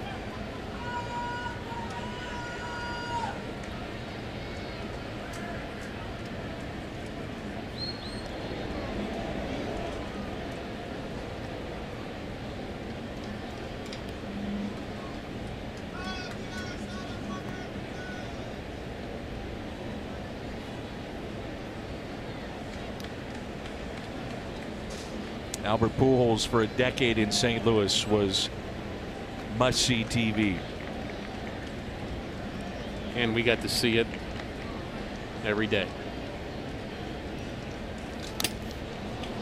Off the mask of Wieters. You appreciate the greatness more so when it's gone. I'd like to think I appreciated when it was happening, just how unbelievable it was, and we talked about it all the time, but then when it's gone you notice, wow, that was unbelievable what this man was doing. I think I've got a better answer than Billy Hamilton now in my mind, because I just thought of Charlie Blackmon. That's a player I like to watch play. Good player. 0-2 the count on Carpenter. I think earlier this year when we go into opposing stadiums and fans see Jordan Hicks throw 103. Oh yeah, yeah. Well, we're excluding Cardinals in my question. That's right. That's right. Aroldis Chapman was like that. Yep.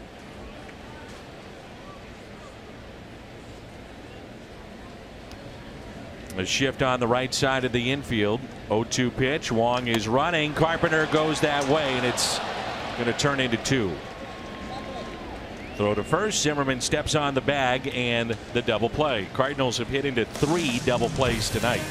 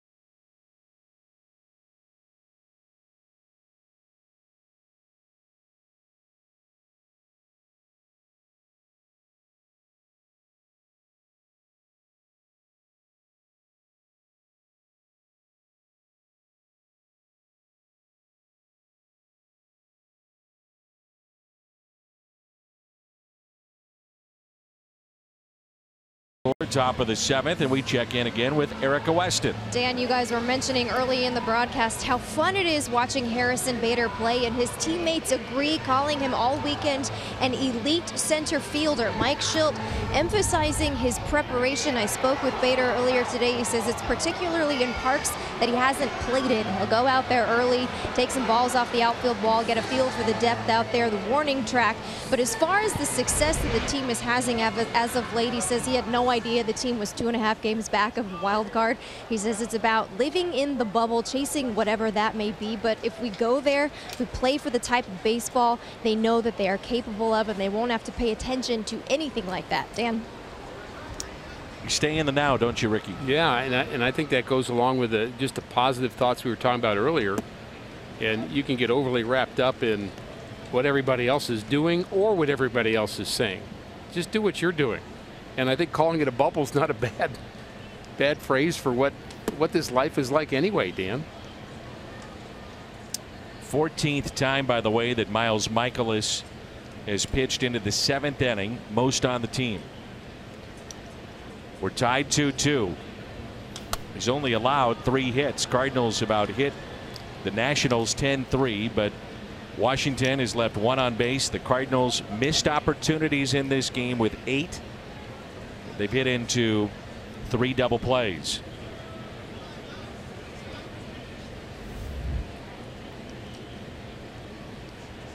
Mikolas has had 4 instances tonight in which he's had a 1-2-3 inning.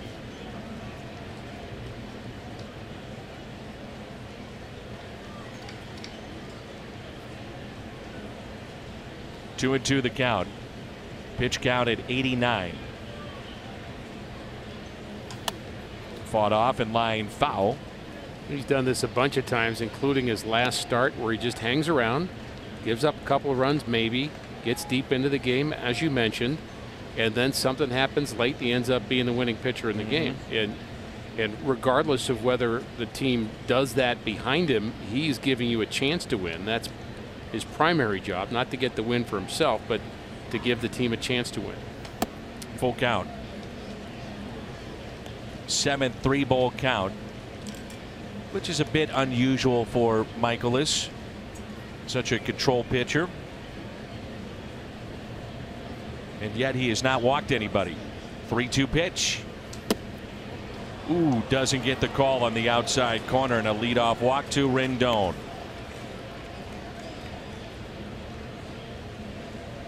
Take a look at our Budweiser What's on Tap. Gio Gonzalez and John Gant. You may recall last time out, John Gant against Miami gave up 2 hits, set down 14 in a row before his night was through. One of his better outings of the year. Gonzalez, Gant tomorrow on Fox Sports Midwest. It's Juan Soto 0 for 2. Sacrifice back in the 2nd inning.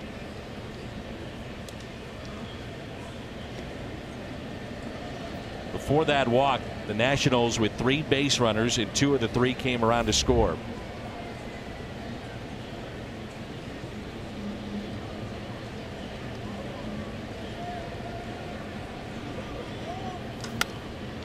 And a high fly ball lifted out to deep left. Ozuna back, looks up, and it's gone. Opposite field home run. Juan Soto, the 19-year-old, with his 15th home run. And the Nationals go on top.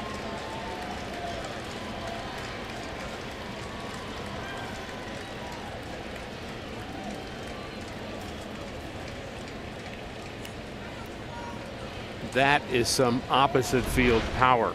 The first home run he hit as a National was off a left-handed pitcher, and he took it the other way.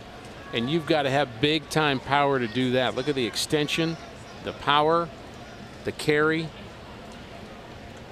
the big fly.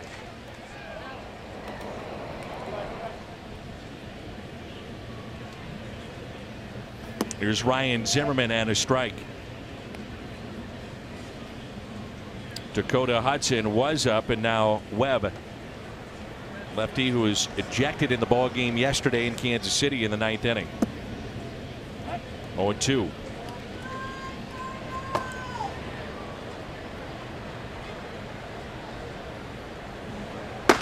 That's the 6th opposite field home run hit by Soto. 1 ball and 2 strikes. Well, the walk's the killer there in front of it. The home run doesn't help, obviously, but very rare walk from Mikolas made that more painful. 2-2. With Daniel Murphy on deck, and then the switch hitting Wieters, so we'll see if this will be it for Miles Mikolas. 2-2 the count on Ryan Zimmerman. And Molina wants to maybe slow him down and talk about this pitch here and give Webb a little bit more time to get loose. He had just gotten up with Hudson up. Then he sat.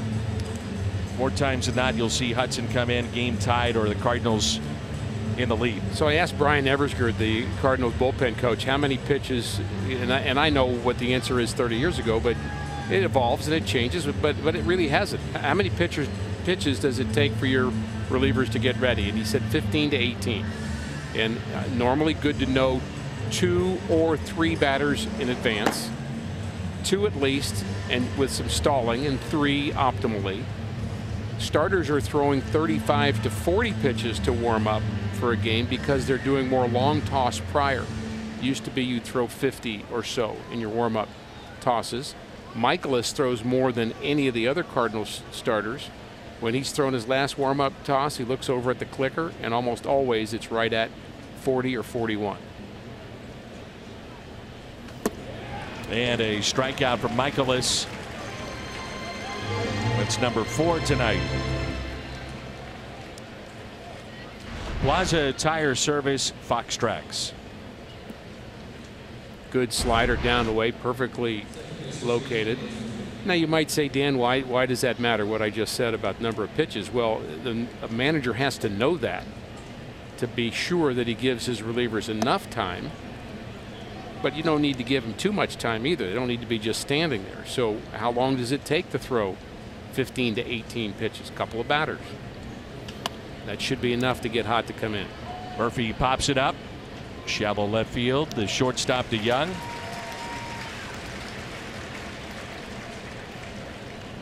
Couple of home runs hit by the Nationals tonight. Bryce Harper and Soto. 4-2. Nats with the lead. Mikolas, by the way, has not hit 100 plus pitches since May 21st. That's a span of 15 starts, and he's at an even 100.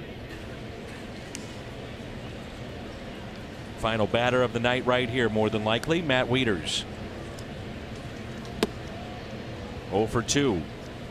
I've actually seen starters in some cases go longer under Mike Schill. There's times where he's leaving him out there to get to that 100 to 110 mark, including this game with Mikolas. And as he's told us, it's a situation where he says, hey, we want our young guys and really everybody to think I'm staying out there for 7, 8, maybe 9 innings. Right. The Nats did not have anybody up, and Matt Adams just moved to the on-deck circle as Wieters lines it to left field, and the catch is made. 2-run homer hit by Juan Soto. Time to stretch. 6 of the 15 to the opposite field for this young man. Superstar in the making.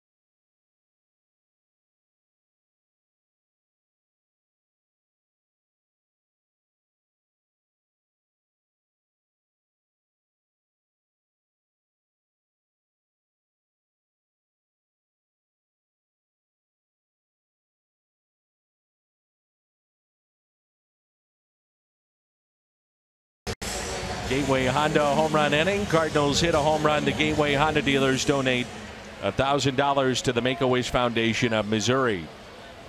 4-2 our score. Molina, Martinez, and Ozuna.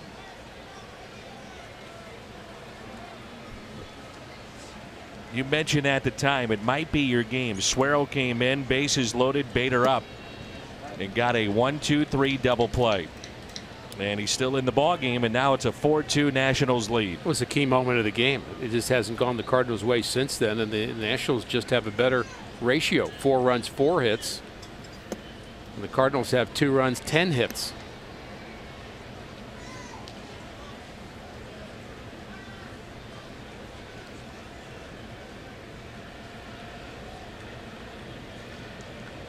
Nothing in 2 the count. And a strikeout of Molina.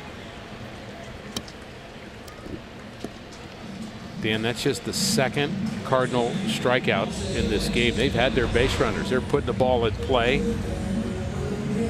think Yachty was looking for an off-speed pitch, and he just painted him at 94. Jose Martinez 2 for 3 on the night.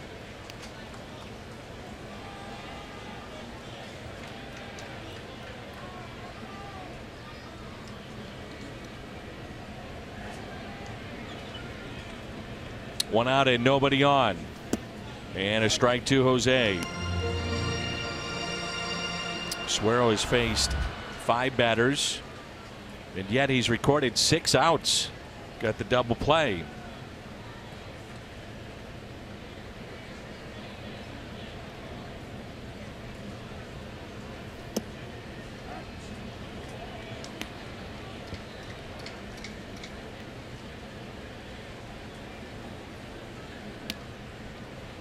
Pitching with some confidence, isn't he?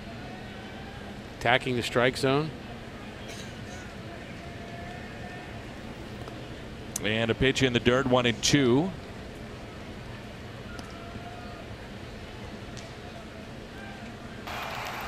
Went a little over budget? We understand. Great Southern Bank. We're fans too. Here's a 1-2 pitch to Jose Martinez. Little chopper hit up the third base line, but a foul ball. Cardinals have left 8 on. The Nationals 1. Cardinals about hit the Nationals by 6 in this game, 10-4. But yet St. Louis trails 4-2.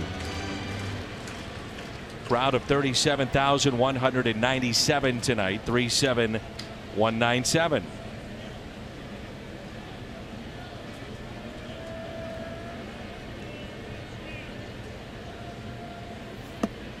And it's 2-2.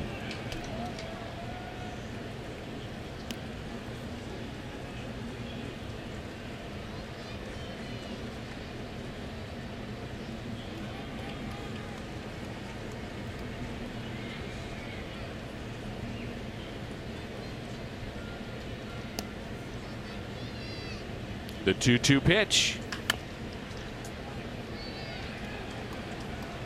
Want to buy or sell tickets at the last minute? Get the StubHub app and you can grab 100% MLB verified tickets up until the first pitch, or sell your extras to another fan. Get the StubHub app today.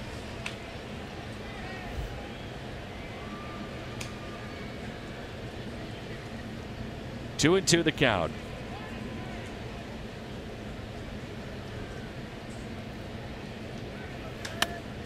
Hit down the right field line and foul. Trailing by 2 runs, 7th inning. Cardinals have 2 things happening which give them more hope for this game than they would have had a couple of months ago. One of them is the fact that they're swinging the bat much better collectively, and they've been scoring late because of it. Secondarily, their bullpen has been stronger than the other team's bullpen over the last 3 weeks especially. So Cardinals down, but a lot of hope in this game. 2-2. And a base hit into left, and the tying run comes to the plate. 3-hit night for Jose Martinez.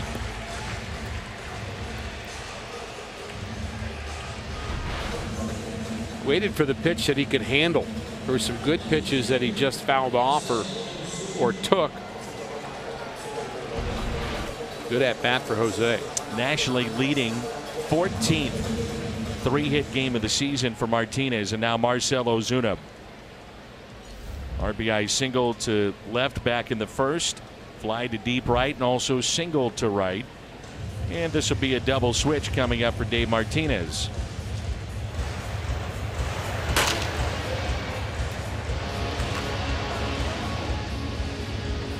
It's Justin Miller, right-hander, throwing in the bullpen for Washington.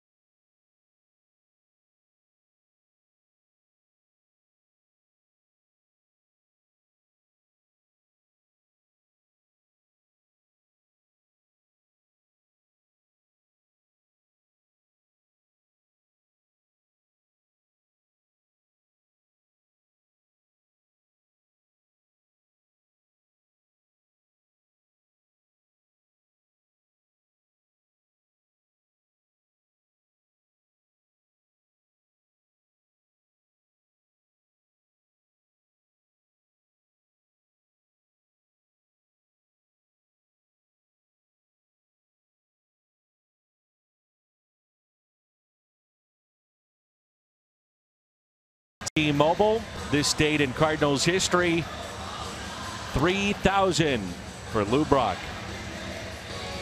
What a great moment, and wonderful man too, Lou Brock.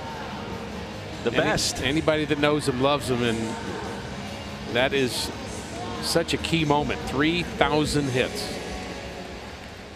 Hall of Famer. I really like how we've been all over Bill Cochran, our producer tonight. Get with it, Bill. You've been all over him. Kind of critical, mean. Oh yeah, tough. We just get after him. Is that what we're doing? Oh, we love giving him trouble. Justin Miller is into the ball game, and here's Marcell Ozuna. One out, runner at first. Ozuna represents the tying run. We said, Bill, we got to have hit number 3,000. He said, because of you. Record. He said, I'll do it. Dan, I won't do it for you. He did say that. Yes, he did. Giving us trouble. Daniel Murphy shifting to first. I think he was giving you trouble. Wilmer Defoe at second base. Here's a 1-0 pitch to Marcell Ozuna.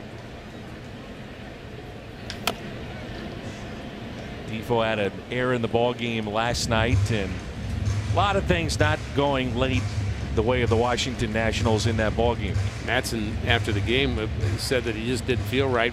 Actually felt like he was sore, hurt, whatever the word was. Couldn't throw it off speed, up pitch for a strike, and he threw a fastball for a strike, and well, it was actually a grand slam.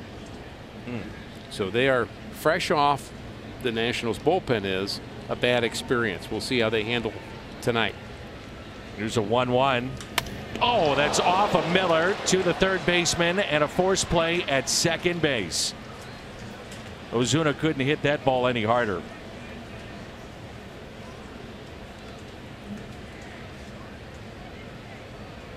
I could hit him in the thigh, maybe. I don't want to speculate, but he's walking around fine. But thought it may have gotten him on the foot. Well, that would be better if it did.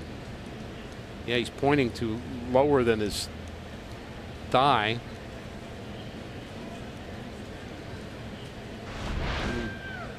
We'll get a good look at it. Look like his calf.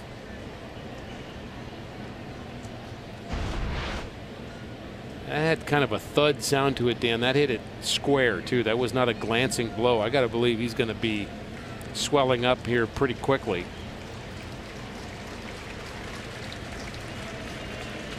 That ball was smoked, wasn't it? Sure was.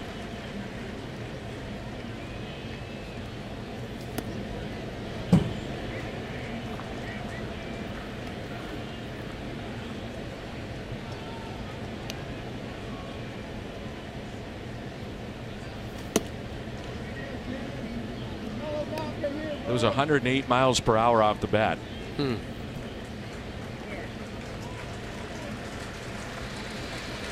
Well, Miller may not feel this way, but he gets a break.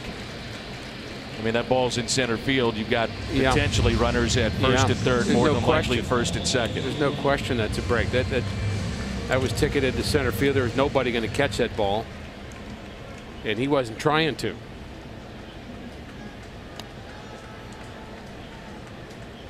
Ozuna, the runner at first base, and Paul DeJong at the plate.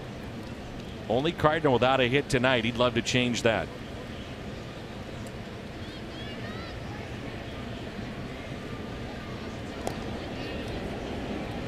Throws a seed over there to Daniel Murphy.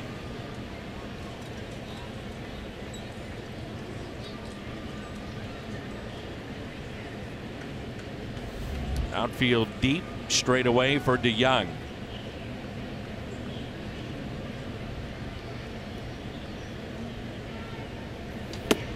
And takes a pitch high.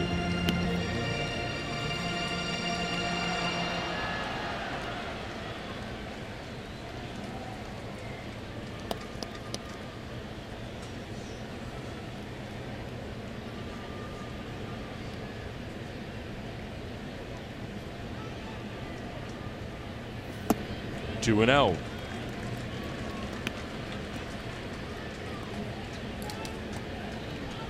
It is hard for me to imagine that he's unaffected by that line drive. Knowing how hard it was hit and the fact that it hit him in the back of the leg somewhere, calf high. The 2-0 pitch. Backs up for a ball, 3-0. Well, you turn him loose here and he could tie the game up. And as you mentioned, it's probably getting tighter by the second. Yeah. And no one throwing in their bullpen.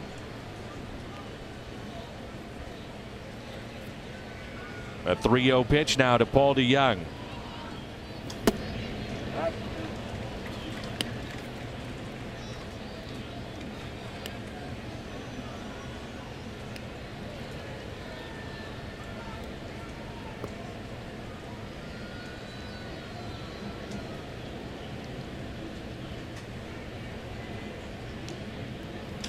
And DeJong sends one out to center.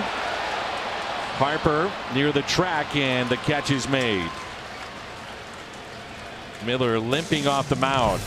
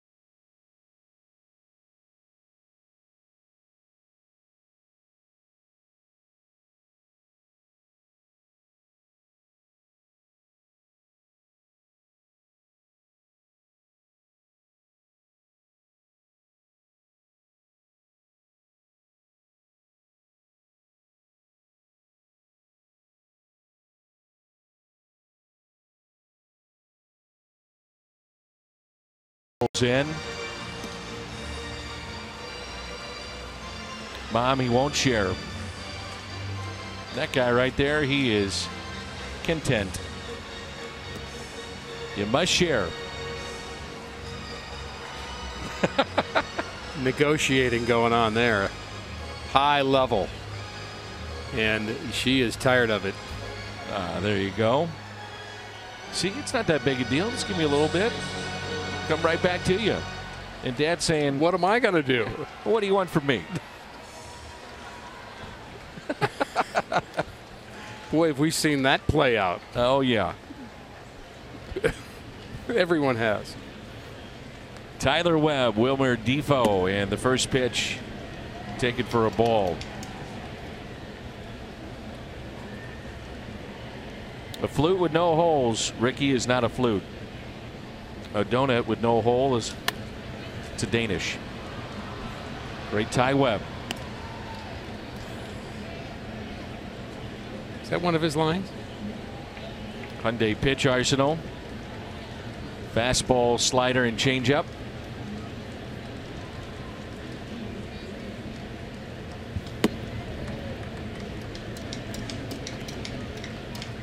I liked what I saw out of this left-hander yesterday. Which part, the pitching or the hit by pitch? Mm-hmm. Gotcha. See, when Ricky goes, mm-hmm, that means both. Leaning towards the hit by pitch. I just don't want to sound like too much of a vigilante here, but the point is there are things that players take care of themselves, and I don't know whether he would admit that he did, but I have my suspicions. And a strike. And for those who missed that game, the Cardinals have been hit 4 times, including Molina and Carpenter in the middle of the back, each of them. And Webb hit Bonifacio, the last batter of the game, his last batter of the game. And Bud Norris, and then he got thrown out for doing so, and Bud Norris had to come in. I thought that was an example of, and I think the umpires do a fabulous job for the most part, yeah, but I too. thought that was one that you didn't have a feel for what was going on. I would agree. I think he should have issued a warning at that time. Said, okay, no mas. And the batter knew it was coming to an extent and ran right down the line, and we were moving on. Yeah. Leadoff walk to Defoe.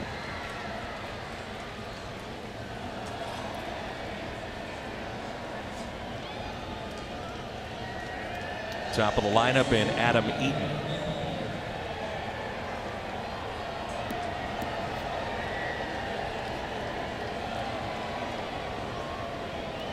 Eaton is lined out twice and also flied out 0 for 3. Third baseman Jed Jerko in on the grass.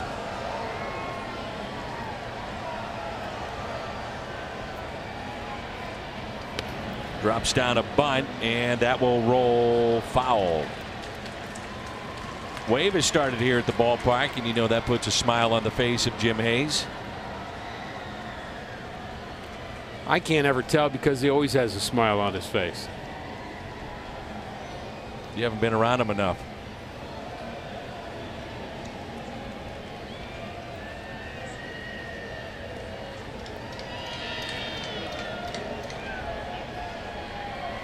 Jim is one that will never turn down the wave, and if he's down there getting ready for a hit, we have to put the hit on hold, and he'll jump right in with the crowd. Big fan of it. I noticed the last homestand, even Nelly was into the wave. Yes, he was. In the front row. You guys were pointing that out.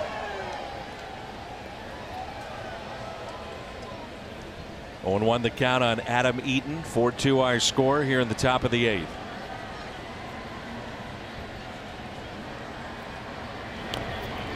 Bunt is down. Molina thought about second base. Defoe to second with 1 out.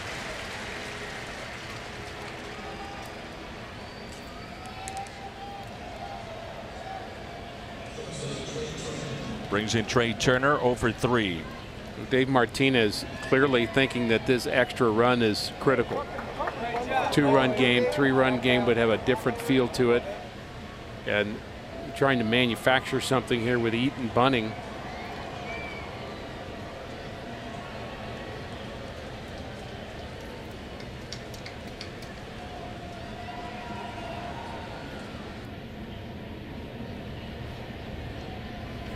And a liner into center.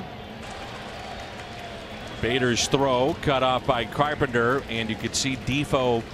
Not sure if he was hesitant that was going to be caught or stumbled, but regardless, he's at third. Yeah, I think he almost fell down, in fact. Ball was hit hard to center field and just didn't read it terribly well. It was a clear base hit, and he thought that, then he looked over his shoulder, then he wasn't sure, then he stumbled. So he did a little bit of both.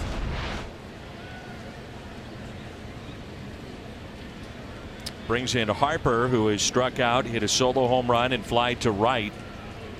He's seen 20 pitches in his 3 ABs tonight. He had that long at bat that resulted in the home run. That was a 10-pitch at bat. Runners at the corners with 1 out. And ball 1.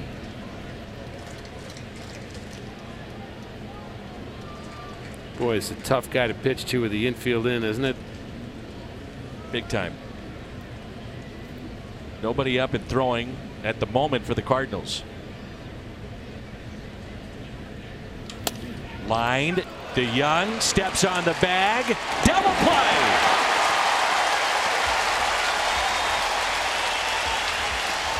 Big time play.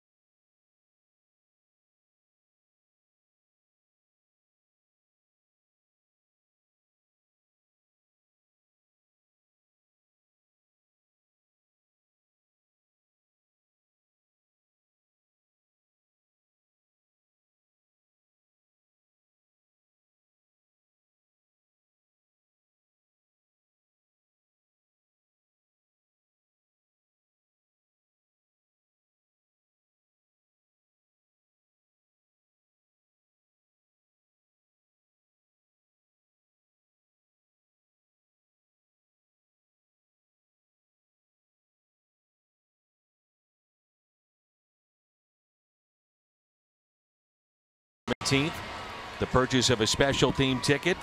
Fans receive a Cardinals t-shirt with a rainbow STL logo. Get your Pride Night tickets at cardinals.com/theme. Big play by DeJong. Now a 4-2 game.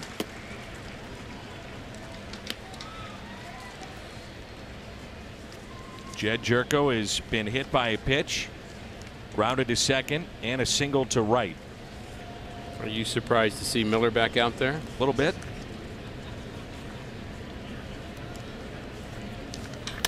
Jerko jumps on that pitch. Deep left center. Goodbye. 4-3 as he launched it into the bleachers in left center.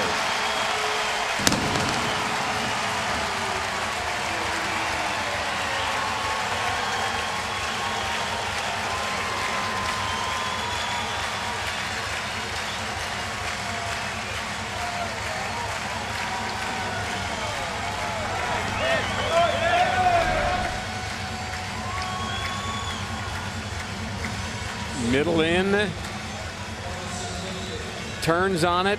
No question about this one. Home run number 9 for Jerko. The Cardinals trying to parlay the positive vibes after the play by Paul DeJong in the top half of this inning, and that's a good start to the bottom half. Good breaking pitch and a strike on Bader.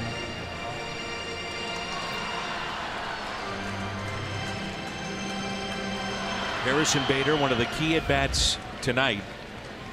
Bases loaded, 1 out, grounded back to the pitcher, turned into a 1-2-3 double play. 1 ball, 1 strike. Jerko hits a lot of balls hard. Almost seems like ambushing pitchers. You know, they're like they don't expect it, and then just boom. He has surprising power. He picks his spots very well. And the 1-1. Jerko with 24 career hits against Washington. 6 of the 24. This. Ambush, that's a good way to put it. 1-2 the count. Bader a double into center field, back in the 4th inning. In the hole here, 1-2. And he strikes out.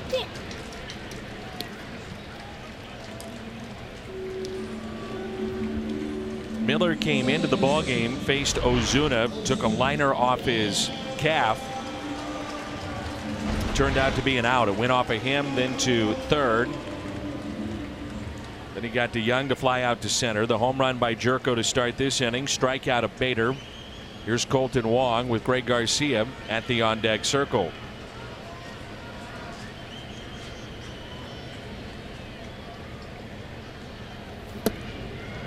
Strike on the inside corner.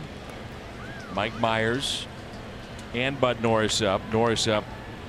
Cardinals could tie it or maybe take the lead.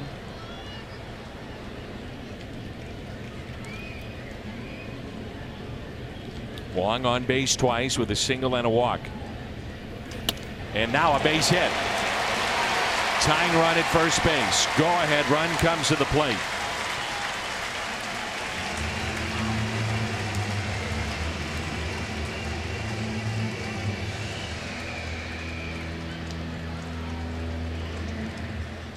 They do have a couple of lefties in their pen, Grace and Solis. Greg Garcia now. We talked about his plate appearance late in the game against Kansas City yesterday. Cardinals used a hit and run. Wound up being a key at bat in the ballgame.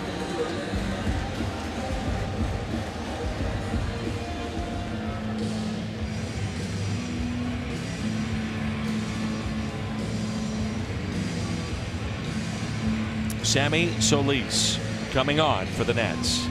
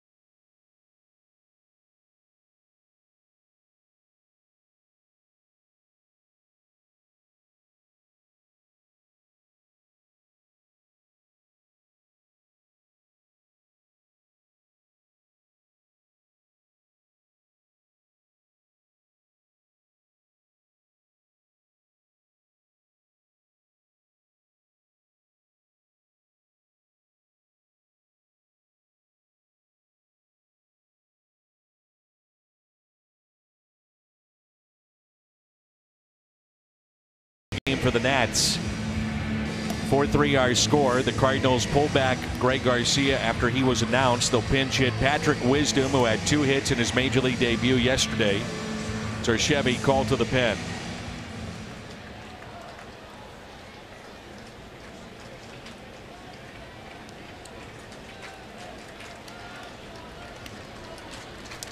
Solis has averaged 9.5 strikeouts per 9 innings in his early career in the big leagues. Got a big arm. Had a rough year last year for these guys, that's for sure. Runner at first, Colton Wong. An ERA, Dan, of nearly 6. He's gotten better this year. This is game number 50 for him, so he's been busy. And again, the strikeouts, more than 1 an inning. Right-handed batters hitting .213 against Solis. The home debut here for Patrick Wisdom. He had a big hit yesterday.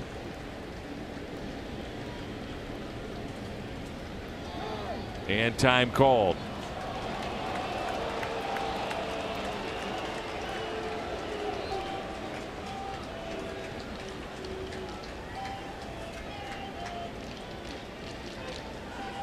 Last time that Solis made an appearance here at Busch Stadium, Alex Mejia hit his first ever major league home run.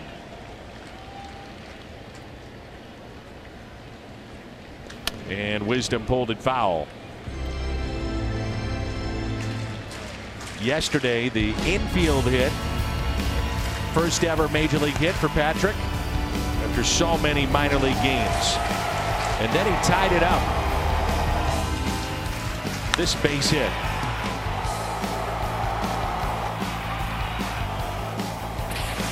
And you got to get the salsa.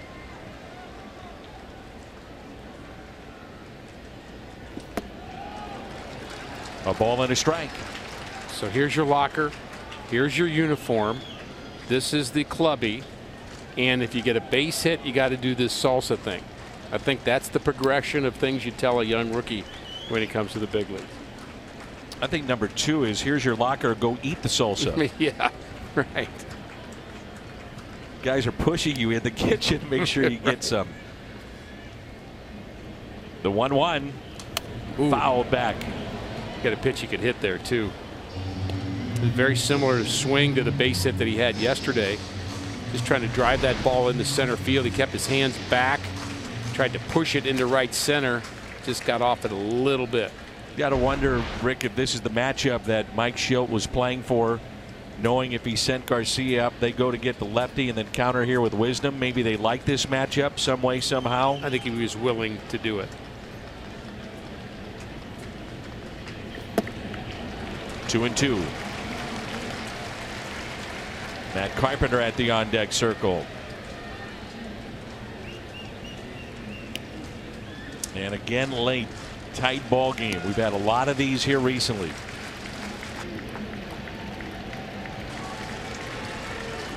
Wong, the runner at first base, good speed, outfield deep. The 2-2 pitch to Patrick Wisdom.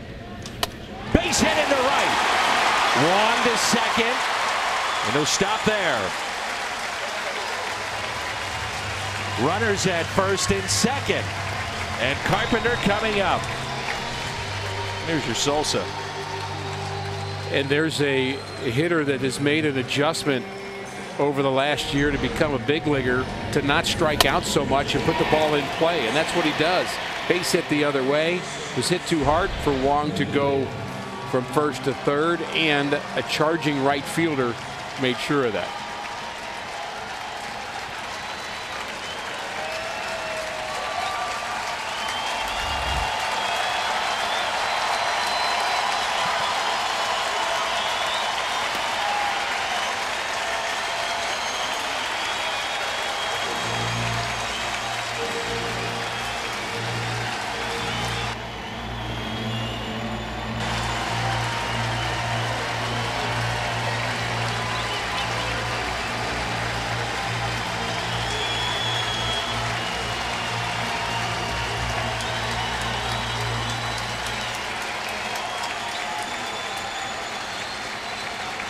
The tying run in scoring position. Go ahead run at first. Matt Carpenter at the plate. And it gets away. A wild pitch. Runners at second and third.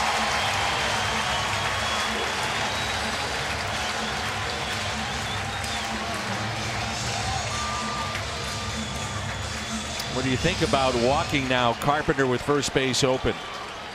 You sure would think about it.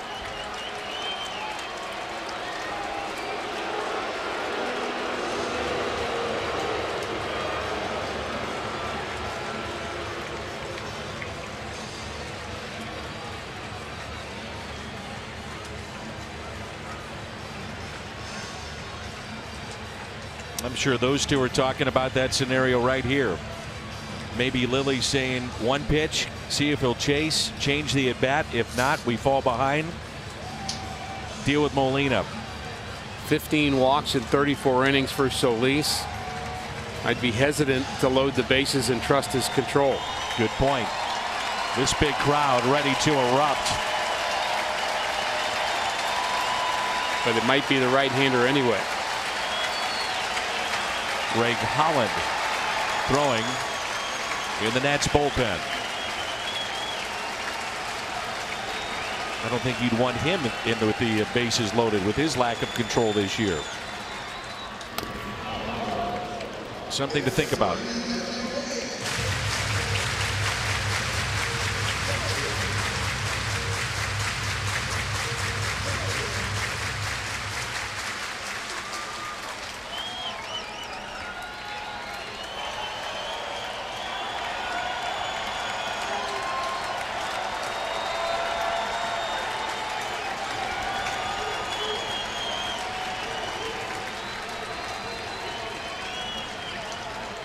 Infield brought in for Carpenter now. 1-1.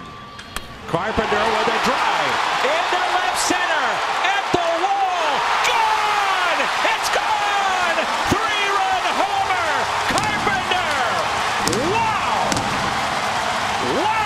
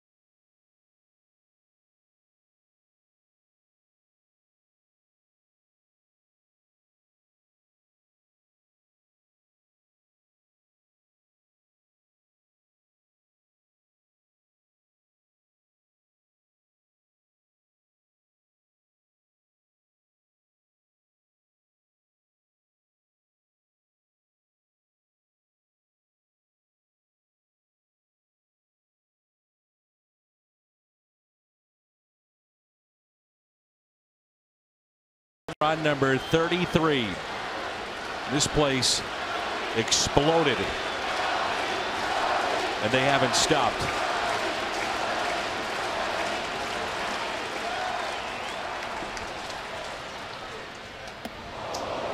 But my favorite part, Dan, is the fact that they were primed to explode before it happened.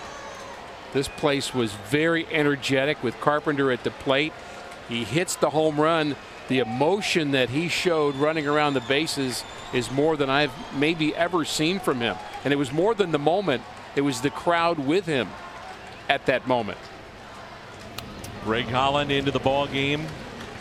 Carpenter's first 3 RBI game since he knocked in 7 at Chicago on July 20th. The option to pitch to Carpenter or walk him. Too late to change your mind.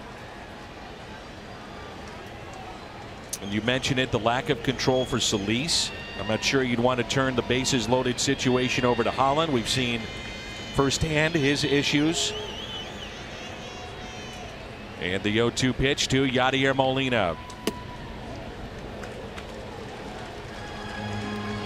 The Nationals last night, a devastating loss. And the Cardinals 3 outs away from making it another tough night.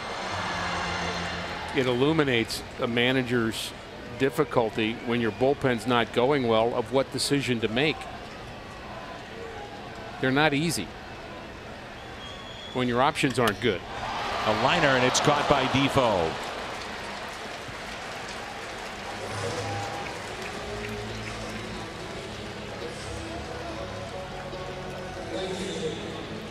I still go back to Mike Schilt pulling Greg Garcia, knowing that Martinez is going to go to Solis, and you would have to think that's the matchup that he wanted in that spot. Wisdom, a key at bat, going to right, and then Carpenter, the dramatic moment, but still 3 outs to go.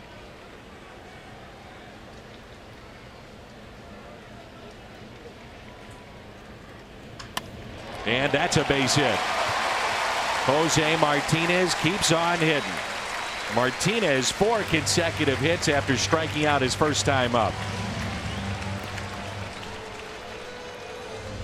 Well, I still credit the manager for creating the opportunity, but the decision was a right one because Patrick Wisdom got a base hit. He executed.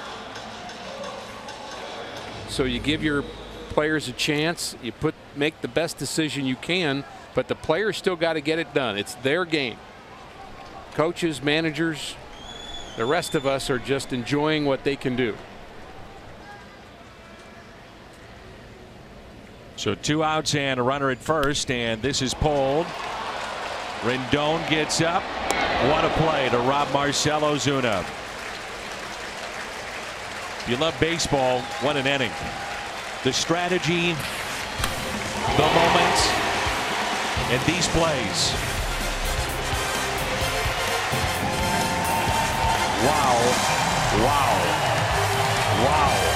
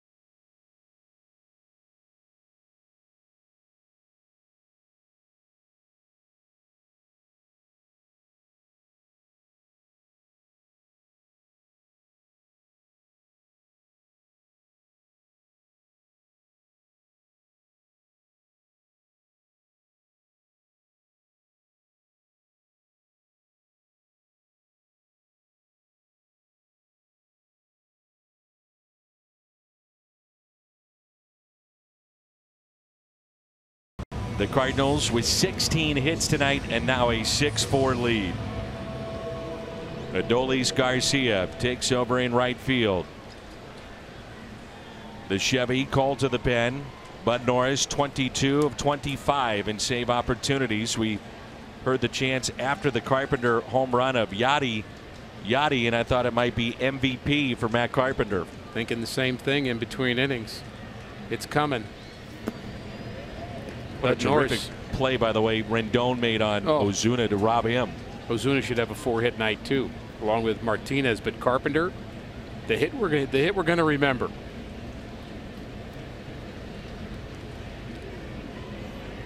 Still tough. 3 outs to go. Rendon, Soto, who's homered, Ryan Zimmerman, and a strike. 1 ball and 1 strike.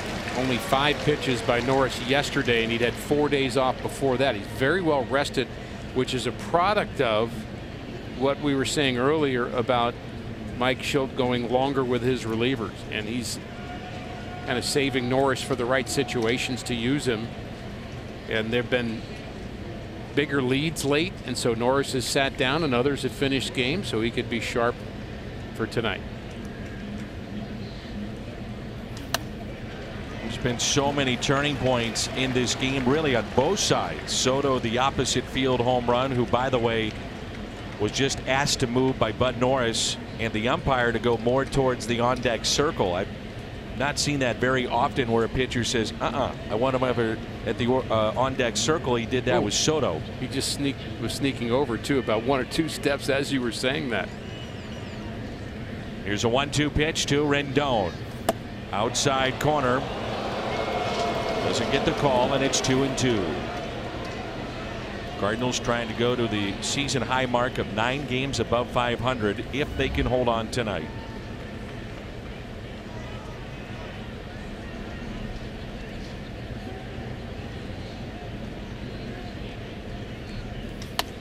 Little check swing, and that's a fair ball inside the first base line. Garcia will get it back in, and now the tying run comes to the plate.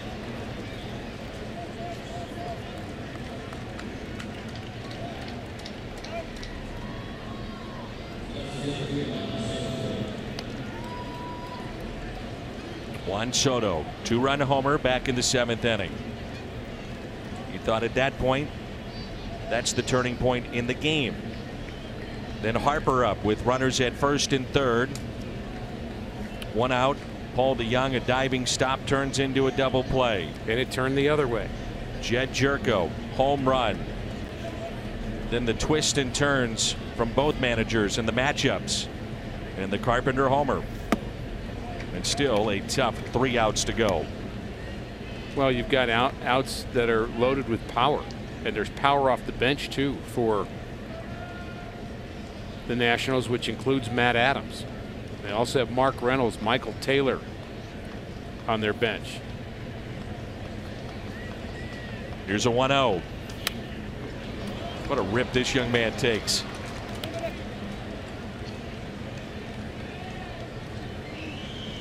Matt Adams at the on deck circle. He would hit for Holland. Told that you would see a little bit of Robinson Cano in the batting style and the wide stance and the way the hands are of Soto. Bad angle. Going to be a wild pitch charged to Norris.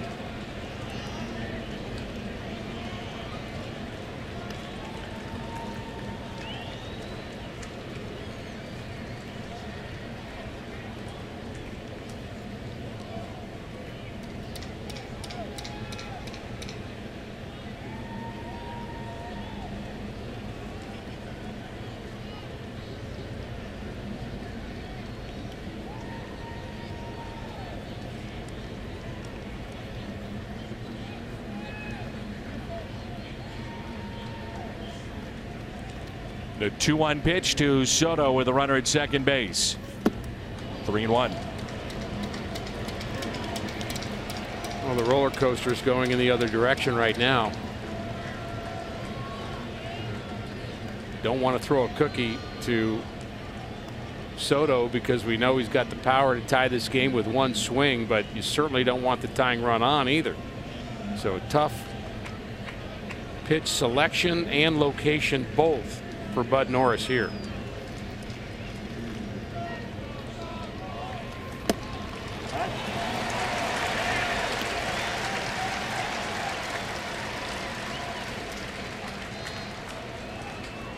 Now 3-2.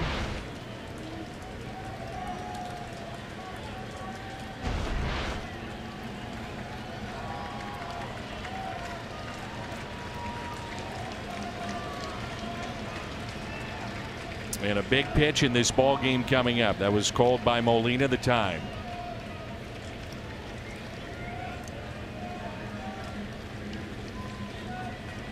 Norris is set, and the 3-2 pitch to Soto. Missed. First two have reached. Old buddy Matt Adams.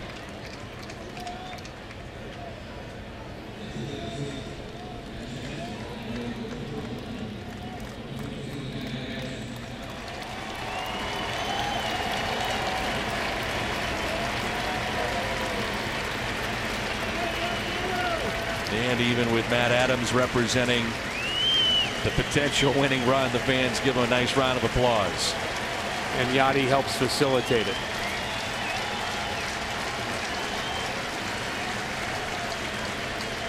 And some fans saying, all right, that's nice. How about a double play?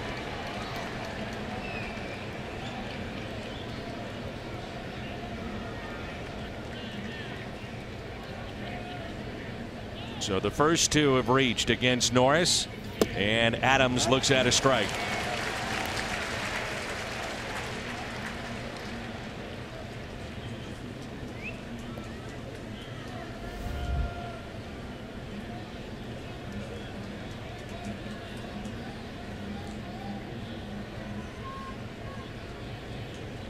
Five for 24 as a pinch hitter this year. The 0-1 pitch. 1 ball and 1 strike. If you're wondering, Adams 1 for 3 in his career against Bud Norris, and that one hit, you guessed it, a home run.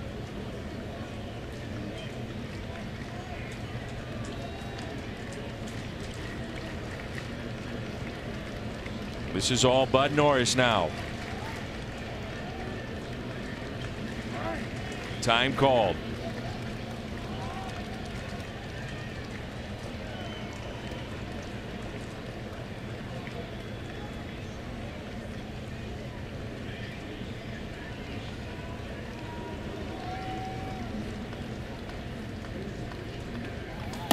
Two strikes.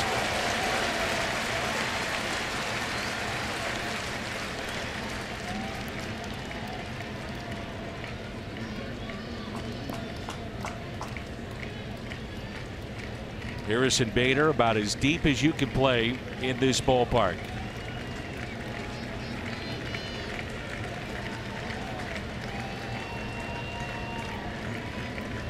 And the 1-2 to Adams. Hit out of play.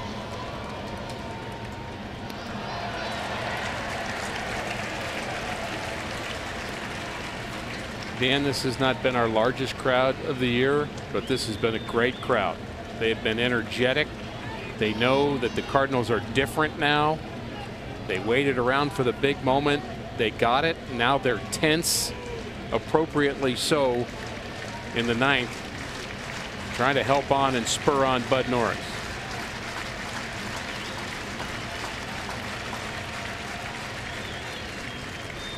And the 1-2. 2-2. 96 that time from Norris.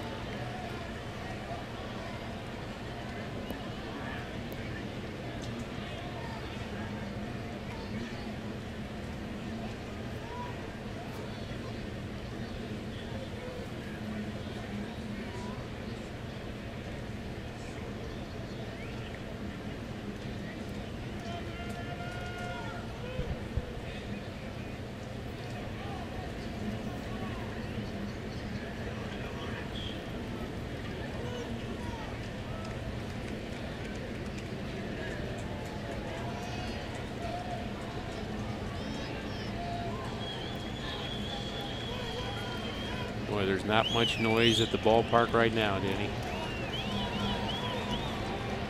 It is quiet and tense.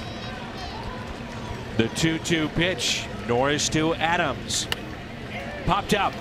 Juan going out. He's there. Late indication of an infield fly. Catch made. And a big first out.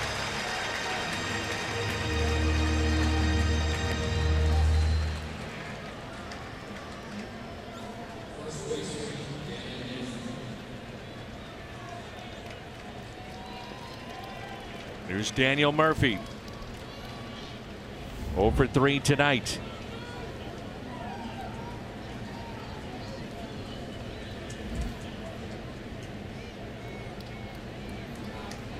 I mean, this crowd, you can say, well, it's quiet, and as you mentioned, but that's why. But it's engaged, yeah.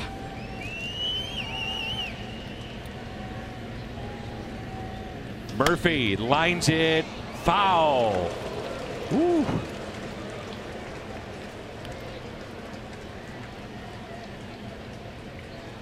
He's grounded into 4 double plays this year.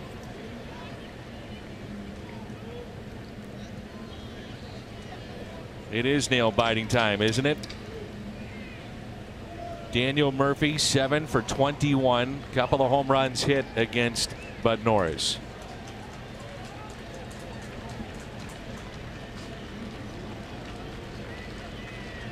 One out and 2 on. And the 0-1 pitch by Norris. Crowd's not sure, Dan, whether to cheer, be quiet, or pray. I think they're doing a little bit of all three.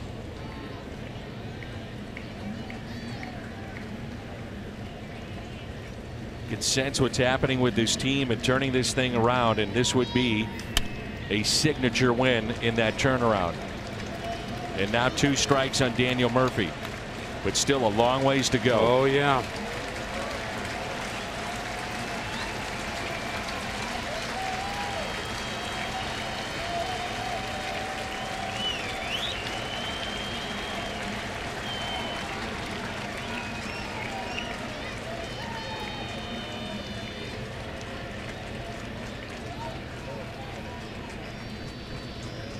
The 1-2 pitch to Daniel Murphy. Little tapper that will roll foul.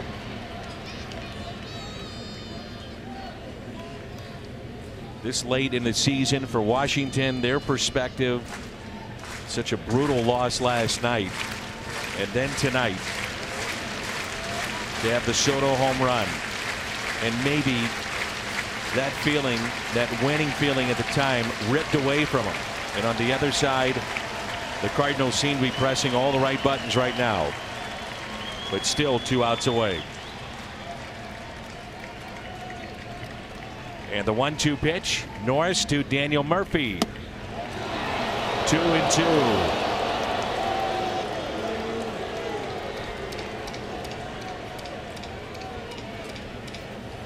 It's August 13th, and it feels like October baseball. Sure does.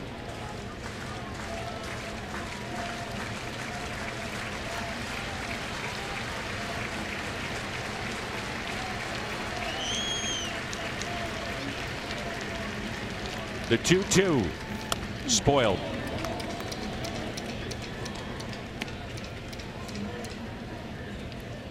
Now the pitch count up to 23 for Bud Norris.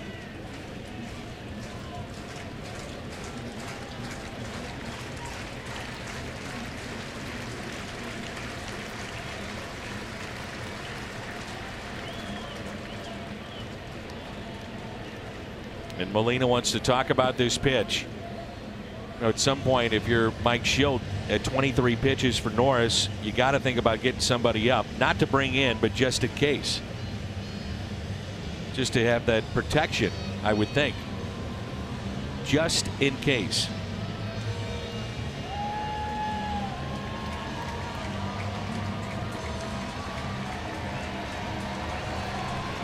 Well, right as we say that, there goes Mike Maddox to the bullpen phone.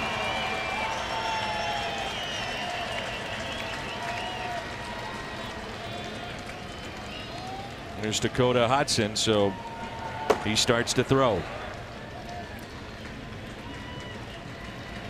The 2-2 pitch. Murphy, a fly ball into right center, and that ball will drop. It's in for a hit. It's bobbled. A run does score, and runners at the corners now to make it 6-5. Rendon scores.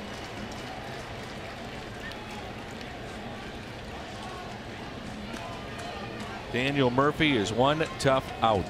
Such a good at bat by Murphy. Spoiled off a couple of very good pitches from Norris, and finally got one he could handle. And I say he could handle it. That pitch is up, middle, in, and he was able to get the bat head on it somehow. That's how quick his hands are. He didn't hit it hard, but he hit it in the right spot.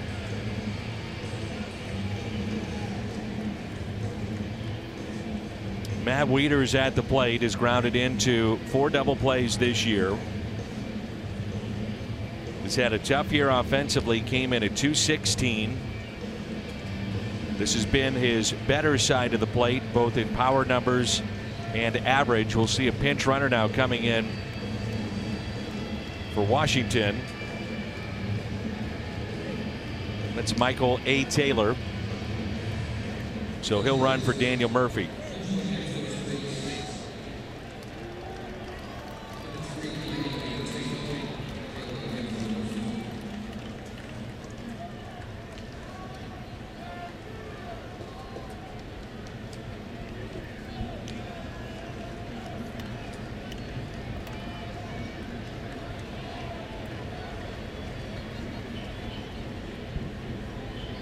So Wieters at the plate, runners at the corners with 1 out, and ball 1.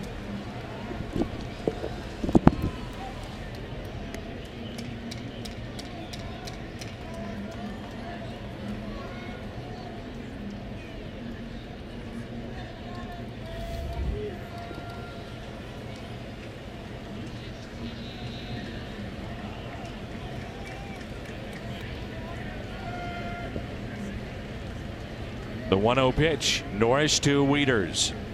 Ground ball, base hit, game tied.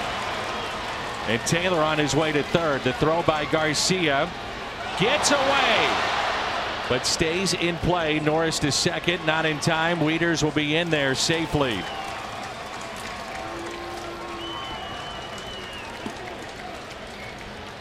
So we're tied 6-6, and Norris is limping a bit and grimacing.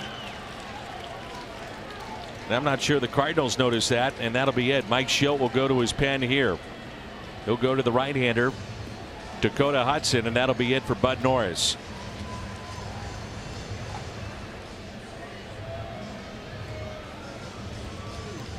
And of concern for the Cardinals going forward, Bud Norris, he's limping a bit out there. Of immediate concern, runners at second and third. And the youngster Dakota Hudson coming on. 6-6 here at the top of the ninth.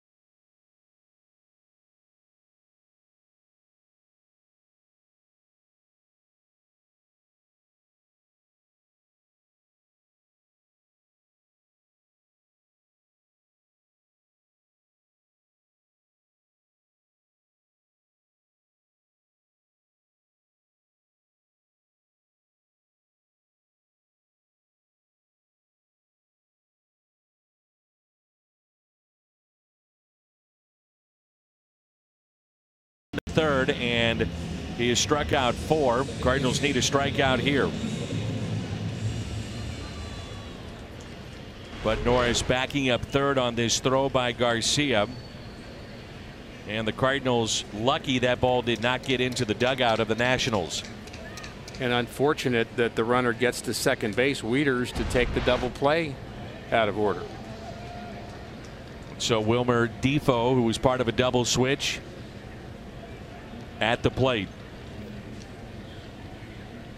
Here's a 1-0. Infield is drawn in for St. Louis. Cardinals, by the way, will have DeJong, Jerko, Bader coming up in the home half of the 9th. We're tied 6-6.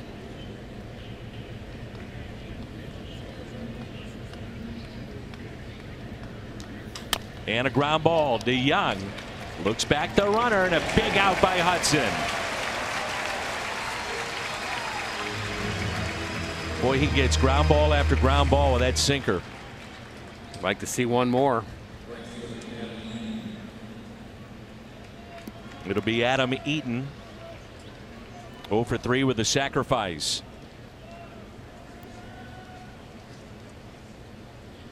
What a ball game this has been tonight. Oh my. Can Hudson send us to the bottom of the 9th tied? First pitch to Adam Eaton. Popped up and out of play.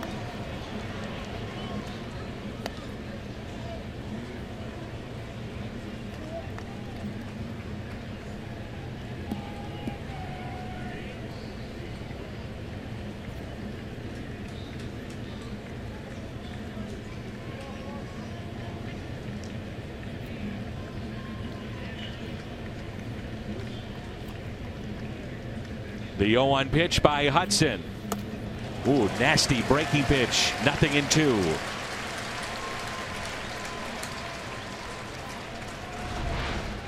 When you say nasty, you aren't kidding.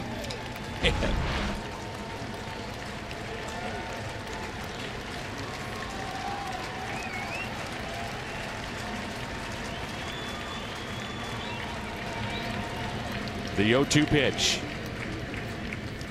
Struck him out. What a job by Hudson. Sends us to the bottom of the 9th. Tied 6-6. Hudson a key 2 outs. Jerko's already homered tonight. He's due up second when we come back.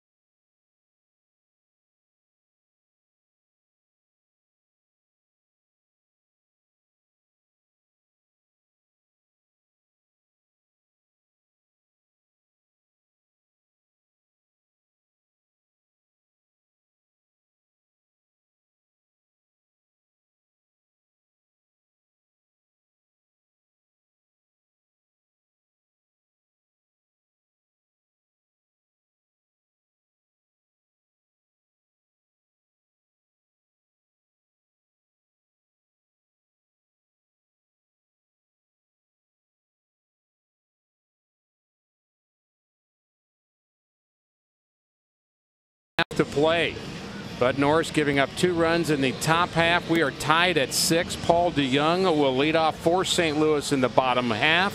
DeJong, Jerko, and Bader and Coda Glover will have the bottom of the 9th for the Nationals. He has been hurt most of this year. There were times where he was slated to be the next closer for the Nationals, but he had shoulder tendonitis, missed 3 months of this season. He's our Chevy call to the bullpen, and perhaps Dan McLaughlin, more excitement ahead here in the bottom of the ninth. Harper is in right, Taylor in center. And now Paul DeJong at the plate. First pitch to him is a strike.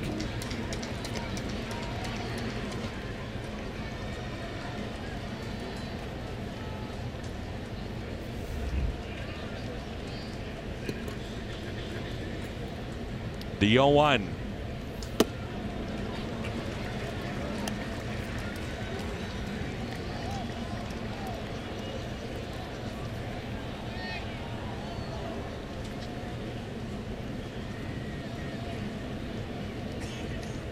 The 1-1 pitch to Paul DeJong. 2-1. And the crowd now back into it. Not like they were ever out of it, but a little bit more noise. Part of being a baseball fan, Dan. Ups and downs. You bet. That's the case here in this game for sure. The 2-1. 3-1. And Jerko at the on-deck circle.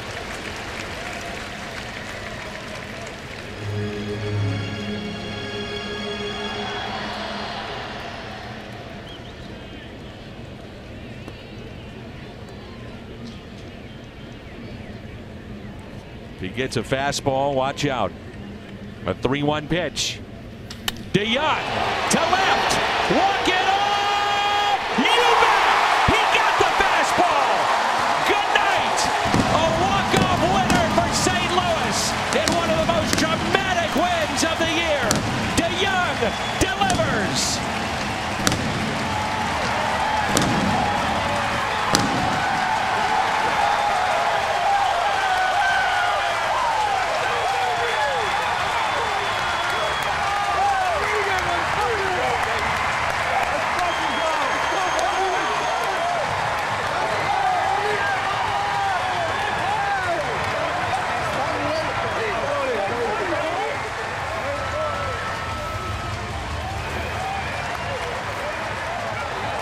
The Budweiser play of the game. And you called it. He got the fastball ahead in the count, and he didn't miss it.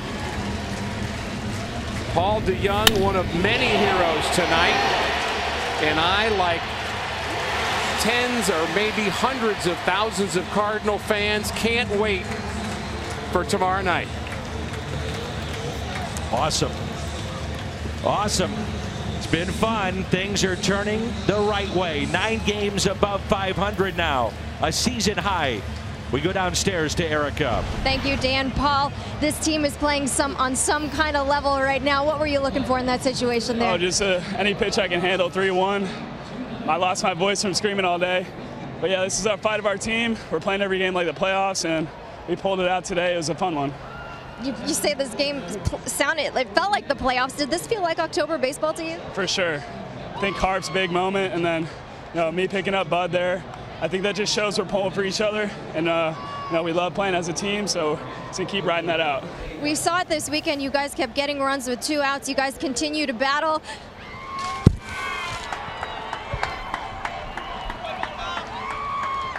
I got him this time, okay? You guys continue to battle. We saw that out all throughout this game tonight, back and forth. What does it say about just the way this team is playing baseball right now? It's just a fun time. I mean, we don't give up, pick each other up. We're coming off a good road trip, so to get the win here tonight on a walk-off, just a little more sweet for us. I'll appreciate the time. Thank you. All right, Dan. The 10th walk-off this year for the Cardinals. Maybe none sweeter than this one. A dramatic win here at the ballpark. Paul DeJong. The emotions of tonight. What a night it was. 7-6 the final.